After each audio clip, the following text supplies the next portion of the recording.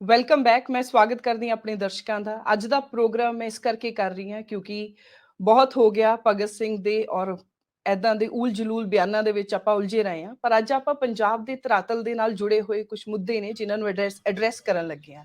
ਮੁੱਦਾ ਇਹ ਹੈ ਕਿ ਪੰਜਾਬ ਦੇ ਬੇਰੁਜ਼ਗਾਰ ਟੀਚਰ, ਤੁਸੀਂ ਅਕਸਰ ਦੇਖੇ ਹੋਣਗੇ ਡਾਂਗਾ ਪੈਂਦੀਆਂ, ਕੁੱਟ ਪੈਂਦੀ, ਪੱਗਾਂ ਉਤਰਦੀਆਂ, ਚੁੰਨੀਆਂ ਲੱਥਦੀਆਂ, ਇੱਦਾਂ ਦੀਆਂ ਬਹੁਤ ਪ੍ਰੋਬਲਮਸ ਉਹਨਾਂ ਸਭ ਲੋਕਾਂ ਨੂੰ ਮੈਂ ਅੱਜ ਇਸ ਸਕਰੀਨ ਦੇ ਉੱਤੇ ਤੁਹਾਡੇ ਸਾਹਮਣੇ ਇਕੱਠੇ ਕਰ ਰਹੀ ਹਾਂ। ਤੁਸੀਂ ਜੋ ਚਿਹਰੇ ਸਕਰੀਨ ਤੇ ਅੱਜ ਦੇਖੋਗੇ ਉਹ 1 ਲੱਖ ਤੋਂ ਵੀ ਕਿਤੇ ਪਾਰ ਜਾ ਕੇ ਬੇਰੁਜ਼ਗਾਰ ਲੋਕਾਂ ਦੇ ਚਿਹਰਿਆਂ ਨੂੰ ਰੈਪਰੈਜ਼ੈਂਟ ਕਰ ਰਹੇ ਆ। ਮੈਂ ਸਭ ਤੋਂ ਪਹਿਲਾਂ ਤੁਹਾਨੂੰ ਇੰਟਰੋਡਿਊਸ ਕਰਾਵਾਂਗੀ। ਇੱਕ ਵਾਰੀ ਮੈਂ ਪੂਰੇ ਪੈਨਲ ਤੇ ਨਿਗਾਹ ਆਪਾਂ we will check it out and ਇਹਦੇ 'ਚ ਹੋਰ ਵੀ 1-2 ਜਾਣੇ ਐਡ ਹੋਣਗੇ ਜਿਨ੍ਹਾਂ ਦਾ maybe some technical issue ਆ ਰਿਹਾ ਇਸ ਟਾਈਮ।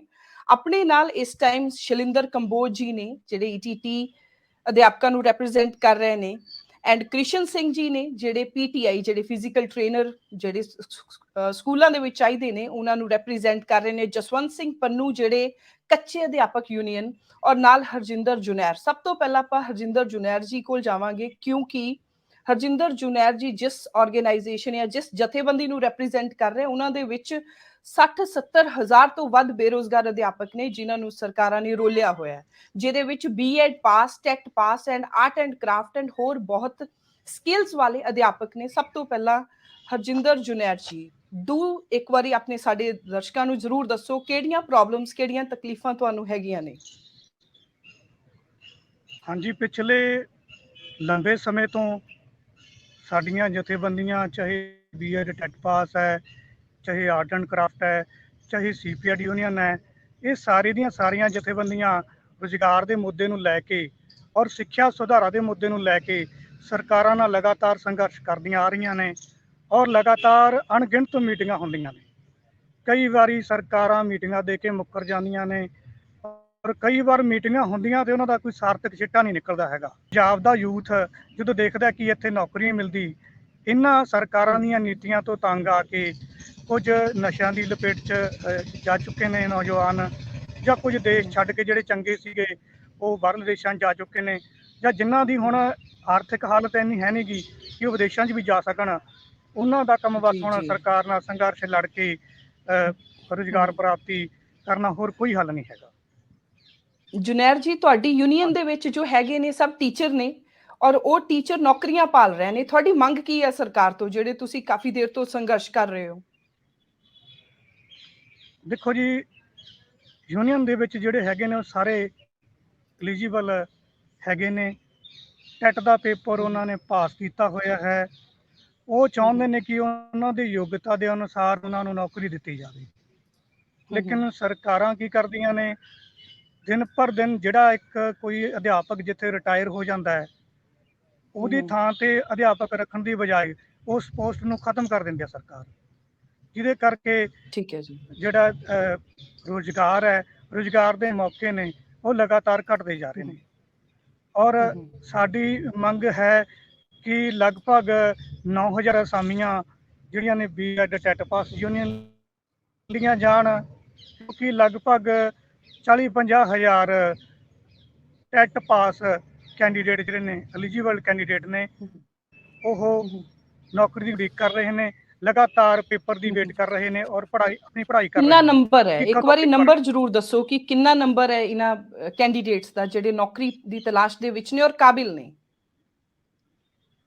ਲਗਭਗ ਇਹ ਨੰਬਰ ਦੇਖਿਆ ਜਾਵੇ ਤਾਂ 50-60 ਹਜ਼ਾਰ ਦਾ ਨੰਬਰ ਹੈ। ਠੀਕ ਹੈ ਜੀ, BEd ਟੈਟ ਪਾਸ ਆਪਾਂ ਇੱਕ ਵਾਰੀ ਆਪਾਂ ਆਰਟ ਐਂਡ ਕਰਾਫਟ ਦੀ ਗੱਲ ਕਰੀਏ ਤਾਂ ਇੱਧਰ 25 ਤੋਂ 30 ਹਜ਼ਾਰ ਨੰਬਰ ਹੈ। ਅੱਛਾ ਜੀ, 25 ਤੋਂ 30 ਹਜ਼ਾਰ ਉਹ ਨੇ ਜਿਹੜੇ ਆਰਟ ਐਂਡ ਕਰਾਫਟ ਦੇ ਨੇ ਔਰ BEd ਪਾਸ ਜਿਹੜੇ ਉਹ 50 ਤੋਂ 60 ਹਜ਼ਾਰ ਨੇ। ਔਰ ਕੀ ਸਕੂਲਾਂ ਦੇ ਵਿੱਚ ਅਸਾਮੀਆਂ ਮੌਜੂਦ ਨੇ ਆਰਟ ਐਂਡ ਕਰਾਫਟ ਦੇ ਟੀਚਰਾਂ ਦੇ ਲਈ? ਹਾਂਜੀ, ਆਰਟ ਐਂਡ ਕਰਾਫਟ ਟੀਚਰਾਂ ਦੇ ਲਈ ਅਸਾਮੀਆਂ ਸਕੂਲਾਂ ਦੇ ਵਿੱਚ ਮੌਜੂਦ ਨੇ। ਲਗਭਗ 3945 ਅਸਾਮੀਆਂ ਮਨਜ਼ੂਰਸ਼ੁਦਾ ਨੇ ਤੇ ਇਹਨਾਂ ਦੇ ਵਿੱਚੋਂ ਤੁਸੀਂ ਜੇ ਦੇਖੋ ਤਾਂ 2012 'ਚ 100 ਪੋਸਟ ਕੱਢੀ ਗਈ ਸੀ, ਉਸ ਤੋਂ ਬਾਅਦ ਕੋਈ ਭਰਤੀ ਨਹੀਂ ਕੀਤੀ ਗਈ।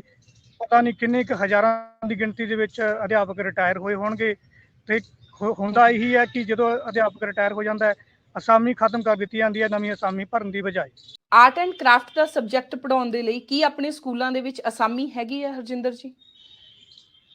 ਹਾਂਜੀ ਅਸਾਮੀ ਹੈ, ਸਕੂਲਾਂ ਦੇ ਵਿੱਚ ਅਸਾਮੀਆਂ ਹੈਗੀਆਂ ਨੇ 3945 ਅਸਾਮੀਆਂ ਸੈਕੰਡਰੀ ਲੈਵਲ ਤੇ ਹੈਗੀਆਂ ਨੇ, ਲੇਕਿਨ ਭਰਤੀਆਂ ਕੱਢੀਆਂ ਨਹੀਂ ਜਾ ਰਹੀਆਂ ਹੈਗੀਆਂ। ਠੀਕ ਹੈ ਜੀ, ਆਪਾਂ ਜੇਕਰ ਆਪਾਂ ਅਗਲੇ ਲੈਕਚਰਰ ਕੇਡਰ ਦੀ ਗੱਲ ਕਰੀਏ ਫਾਈਨ ਆਰਟਸ ਦੀ, ਤਾਂ ਉਹਦੇ 'ਚ ਸਿਰਫ 2 ਅਸਾਮੀਆਂ ਨੇ, ਹਜ਼ਾਰਾਂ ਦੀ ਗਿਣਤੀ 'ਚ 2 ਸਾਲ ਸਟੂਡੈਂਟ ਪੂਰੇ ਪਲੱਸ ਪੰਜਾਬ ਦੇ 1 ਤੇ ਵਿੱਚ। 2। ਹਾਂਜੀ, ਪੂਰੇ ਪੰਜਾਬ ਦੇ 2 ਅਸਾਮੀਆਂ। ਇੱਥੋਂ ਪਤਾ ਲੱਗਦਾ ਹੈ ਕਿ ਸਰਕਾਰਾਂ ਕਿੰਨੀਆਂ ਸੁਹਿਰਦ ਨੇ ਕਲਾ ਦੇ ਵਿਸ਼ੇ ਨੂੰ। ਆਪਾਂ ਇੱਕ ਵਾਰੀ ਬਾਕੀਆਂ ਨੂੰ ਵੀ ਸ਼ਾਮਿਲ ਕਰਦੇ ਹਾਂ।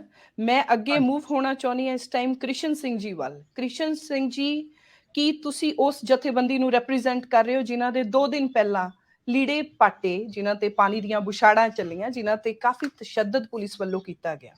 ਸਭ ਤੋਂ ਪਹਿਲਾਂ ਤਾਂ ਆਪ ਜੀ ਦੇ ਚੈਨਲ ਦਾ ਬਹੁਤ-ਬਹੁਤ ਧੰਨਵਾਦ, ਕਿਉਂਕਿ ਜਿੱਥੇ ਬਹੁ ਗਿਣਤੀ ਚੈਨਲ ਜਿਹੜੇ ਬੇਮੁੱਦਾ ਹੀ ਅੱਜ ਕੱਲ੍ਹ ਸੋਸ਼ਲ ਮੀਡੀਆ ਤੇ ਛਾਏ ਹੋਏ ਨੇ, ਜਿਨ੍ਹਾਂ ਮੁੱਦਿਆਂ ਦਾ ਕੋਈ ਮਤਲਬ ਨਹੀਂ, ਇਸ ਤਰ੍ਹਾਂ ਦੇ ਮੁੱਦਿਆਂ ਨੂੰ ਚੁੱਕਣ ਵਾਲੇ ਚੈਨਲ ਜਿਹੜੇ ਉਹ ਜ਼ਰੂਰ ਚਾਹੀਦੇ ਨੇ ਜੀ, ਕਿਉਂਕਿ ਸਾਨੂੰ ਬੇਰੁਜ਼ਗਾਰਾਂ ਨੂੰ ਇੱਕ ਸਿਰਫ ਮੀਡੀਆ ਦਾ ਹੀ ਸਹਾਰਾ ਹੈ, ਅਦਰਵਾਈਜ਼ ਸਰਕਾਰਾਂ ਜਿਹੜੀਆਂ ਸਾਨੂੰ ਹਮੇਸ਼ਾ ਉਹ ਦਬਾਉਂਦੀਆਂ ਆਈਆਂ ਨੇ ਜੀ। ਤੇ ਮੈਂ ਗੱਲ ਕਰਾਂਗਾ ਆਪਣੇ ਖੇਤਰ ਦੀ, ਫਿਜ਼ੀਕਲ ਖੇਤਰ ਦੀ। 16 ਸਾਲਾਂ ਤੋਂ ਕੋਈ ਵੀ ਭਰਤੀ ਜਿਹੜੀ ਸਕੂਲਾਂ ਦੇ ਵਿੱਚ ਪੀਟੀਆਈ ਅਧਿਆਪਕਾਂ ਦੀ ਨਹੀਂ ਕੀਤੀ ਗਈ ਜੀ। 16 ਸਾਲ ਹੋ ਗਏ ਨੇ ਜੀ, ਤੇ ਜਿਹੜੀ ਕੀਤੀ ਗਈ ਸੀ ਉਹ ਵੀ ਵਿਵਾਦਾਂ 'ਚ ਘਿਰ ਕੇ ਹਾਈ ਕੋਰਟਾਂ ਦੇ ਚੱਕਰਾਂ ਦੇ ਵਿੱਚ ਲੰਮਾ ਸਮਾਂ ਰਹੀ ਹੈ ਜੀ।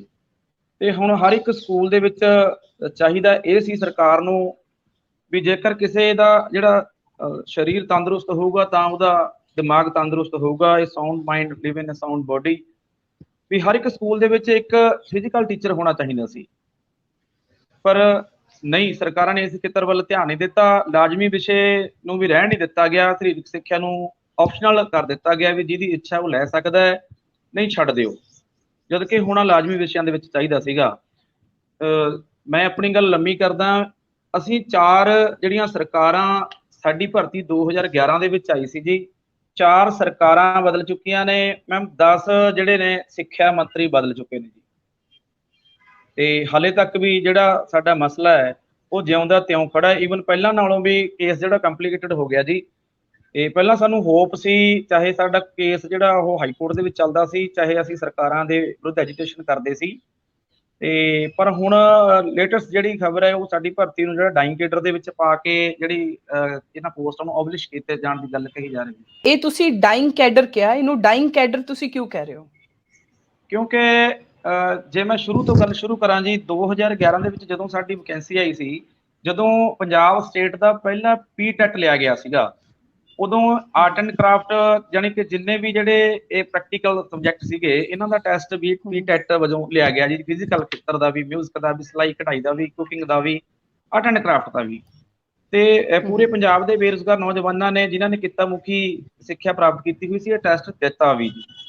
ਉਸ ਤੋਂ ਬਾਅਦ ਸਿੱਖਿਆ ਪ੍ਰਣਾਲੀ ਦੀ ਜਿਹੜੀ ਉੱਚ ਸੰਸਥਾ NCTE ਅਤੇ ਮਾਨਯੋਗ ਹਾਈ ਕੋਰਟ ਦੀ ਸ਼ਰਨ ਲੈਣ ਤੋਂ ਬਾਅਦ ਪ੍ਰੈਕਟੀਕਲ ਵਿਸ਼ਿਆਂ ਨੂੰ ਇਸ ਟੈਸਟ ਵਜੋਂ ਛੋਟ ਦਿੱਤੀ ਗਈ ਜੀ। ਸਾਡਾ ਜਿਹੜਾ ਟੈਸਟ ਉਹ ਨਹੀਂ ਸੀ ਬਣਦਾ, ਇਸ ਕਰਕੇ ਪੰਜਾਬ ਸਰਕਾਰ ਨੇ ਉਸ ਟੈਸਟ ਦਾ ਜਿਹੜਾ ਰਿਜ਼ਲਟ ਨਹੀਂ ਸੀ ਦਿੱਤਾ ਜੀ। ਤੇ ਅਸੀਂ ਫਿਰ ਸੰਘਰਸ਼ਾਂ ਦੇ ਰਾਹ ਪਏ ਜੀ। ਮੈਨੂੰ ਲੱਗਦਾ ਨਹੀਂ ਵੀ ਪੰਜਾਬ ਦੀ ਕੋਈ ਵੀ ਟੈਂਕੀ, ਟਾਵਰ ਜਾਂ ਕੋਈ ਸ਼ਹਿਰ ਇਸ ਤਰ੍ਹਾਂ ਦਾ ਜ਼ਿਲ੍ਹਾ ਇਸ ਤਰ੍ਹਾਂ ਰਹਿੰਦਾ ਹੋਊਗਾ ਜਿਹਦੇ ਵਿੱਚ ਬੇਰੁਜ਼ਗਾਰਾਂ ਨੇ, ਖਾਸ ਤੌਰ ਤੇ ਸਾਡੀਆਂ ਜਥੇਬੰਦੀਆਂ ਨੇ ਸੰਘਰਸ਼ ਨਾ ਕੀਤਾ ਹੋਵੇ।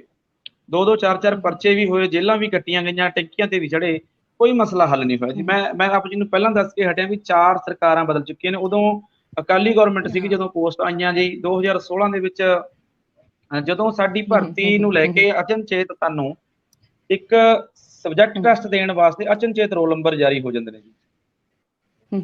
ਪਹਿਲਾਂ ਤੁਸੀਂ ਇੱਕ ਗੱਲ, ਆਮ ਸੌਰੀ ਮੈਂ ਤੁਹਾਨੂੰ ਰੋਕ ਰਹੀ ਹਾਂ, ਇਹ ਗੱਲ ਨੂੰ ਆਪਾਂ ਸਮਝਾਂਗੇ ਤੁਹਾਡੀ ਨੂੰ, ਪਰ ਮੈਂ ਤੁਹਾਨੂੰ ਤੁਹਾਡੇ ਤੋਂ ਜਾਣਨਾ ਚਾਹੁੰਦੀ ਹਾਂ ਕਿ ਤੁਸੀਂ ਉਹ ਹੈਗੇ ਆ ਐਸੋਸੀਏਸ਼ਨ, ਉਹ ਯੂਨੀਅਨ ਆ ਜਿਨ੍ਹਾਂ ਦੇ ਨਾਲ ਵਾਅਦਾ ਕੀਤਾ ਗਿਆ ਸੀ ਅਰਵਿੰਦ ਕੇਜਰੀਵਾਲ ਜੀ ਵੱਲੋਂ, ਭਗਵੰਤ ਮਾਨ ਜੀ ਵੱਲੋਂ, ਟੈਂਕੀ ਤੋਂ ਉਤਾਰਿਆ ਗਿਆ ਸੀ ਤੁਹਾਡੀਆਂ ਕੁੜੀਆਂ ਨੂੰ ਜੀ। ਇਹ ਮੈਂ ਦੱਸ ਦਿੰਦਾ ਜੀ, ਇਲੈਕਸ਼ਨ ਤੋਂ 3 ਮਹੀਨੇ ਪਹਿਲਾਂ ਸਾਡੀ ਇੱਕ ਲੜਕੀ ਤੇ ਉਹਦੇ ਨਾਲ 3 ਲੜਕੇ ਸੁਹਾਣਾ ਸਾਹਿਬ ਮੋਹਾਲੀ ਗੁਰਦੁਆਰਾ ਦੇ ਨਾਲ ਇੱਕ ਟੈਂਕੀ ਹੈ, ਉਹਦੀ ਪੌੜੀਆਂ ਵੀ ਹੈ ਨਹੀਂ ਮੈਮ, ਤੇ ਮਤਲਬ ਅਸੀਂ ਪਾਈਪਾਂ ਦੇ ਥਰੂ ਉਸ ਟੈਂਕੀ ਦੇ ਉੱਪਰ ਸਾਡੇ ਬੱਚੇ ਚੜ੍ਹੇ।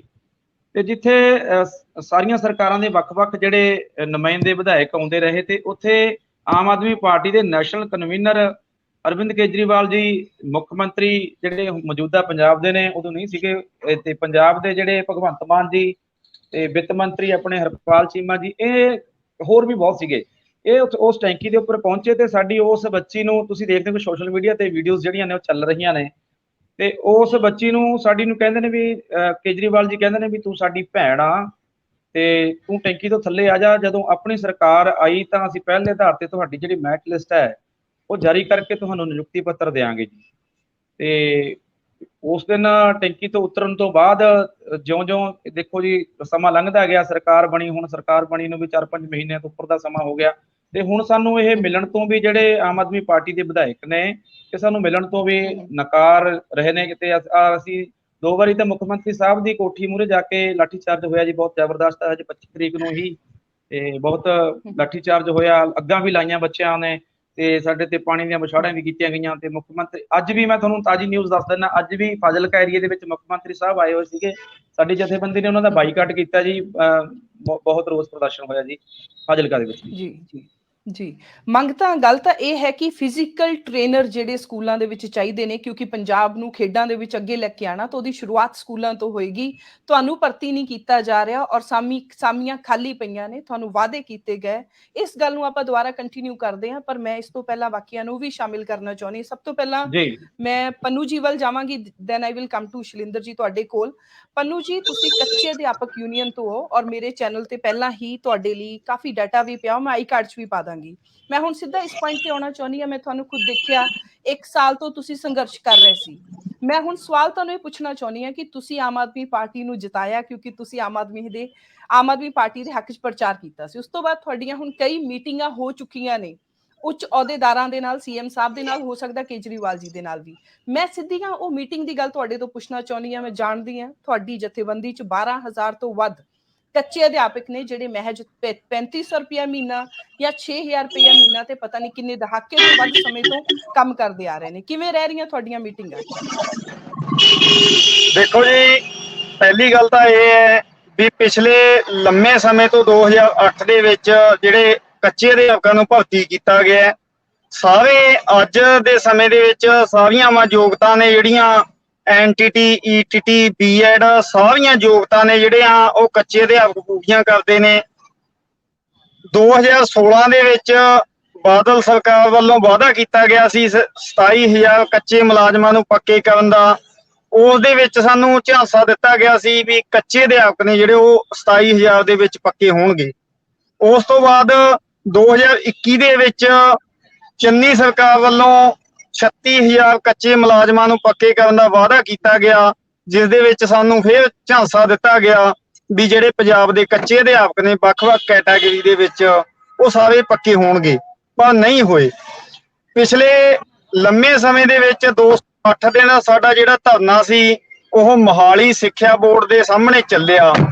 ਉਸ ਸਮੇਂ ਦੌਰਾਨ ਸਰਕਾਰ ਨੇ ਸਾਨੂੰ ਐਨਟੀਟੀ ਦੀਆਂ ਪੋਸਟਾਂ 83-93 ਦੇਣ ਦਾ ਵਾਅਦਾ ਕੀਤਾ ਸੀ, ਪਰ ਭਰਤੀ ਹੈ ਜਿਹੜੇ ਫਰੈਸ਼ਰ ਸੀ, ਐਨਟੀਟੀ ਫਰੈਸ਼ਰ, ਉਹਨਾਂ ਨੇ ਕੋਰਟ ਦੇ ਵਿੱਚ ਰਿਟ ਲਾਈ ਤੇ ਉਹ ਭਰਤੀ ਹੈ ਜਿਹੜੀ 50% ਕਰ ਦਿੱਤਾ ਗਿਆ। ਉਸ ਸਮੇਂ ਦੇ ਦੌਰਾਨ ਅਸੀਂ ਸਾਰੀਆਂ ਪਿਛਲੀਆਂ ਸਰਕਾਰਾਂ ਦੇ ਮਾਹੌਲ ਨੂੰ ਦੇਖ ਕੇ ਅਸੀਂ ਇਸ ਵਾਰ ਆਮ ਆਦਮੀ ਪਾਰਟੀ ਨੂੰ ਜਿਹੜਾ ਜਿਤਾਉਣ ਦੇ ਵਿੱਚ ਅਸੀਂ ਉਹਨਾਂ ਦੀ ਫੁੱਲ ਸਪੋਰਟ ਕੀਤੀ ਹੈ, ਕਿਉਂਕਿ 27 ਨਵੰਬਰ 2021 ਨੂੰ ਆਮ ਆਦਮੀ ਪਾਰਟੀ ਦੇ ਜਿਹੜੇ ਕੌਮੀ ਕਨਵੀਨਰ ਆਪਣੇ ਅਰਵਿੰਦ ਕੇਜਰੀਵਾਲ ਤੇ ਭਗਵੰਤ ਮਾਨ ਜੀ, ਉਹਨਾਂ ਦੀ ਸਮੂਹ ਟੀਮ ਜਿਹੜੀ ਸਾਡੇ ਧਰਨੇ ਦੇ ਵਿੱਚ ਮੋਹਾਲੀ ਜਿਹੜਾ 208 ਦਿਨ ਸਾਡਾ ਧਰਨਾ ਬੋਰਡ ਦੇ ਸਾਹਮਣੇ ਲੱਗਿਆ ਸੀ, ਉੱਥੇ ਆ ਕੇ ਸਾਨੂੰ ਵਾਅਦਾ ਕੀਤਾ ਸੀ ਵੀ ਜਿਹੜੇ ਕੱਚੇ ਅਧਿਆਪਕ ਨੇ ਜਿਹੜੇ 5500, 6000, 8000 ਤੇ ਕੰਮ ਕਰਦੇ ਨੇ, ਵੀ ਇਸ ਅਧਿਆਪਕਾਂ ਲਈ ਅਜਿਹਾ ਕਾਨੂੰਨ ਬਣਾਇਆ ਜਾਊ ਵੀ ਜਿਹਦੇ ਤਹਿਤ ਸਾਰੇ ਕੱਚੇ ਅਧਿਆਪਕਾਂ ਨੂੰ ਪੱਕਾ ਕੀਤਾ ਜਾਊ।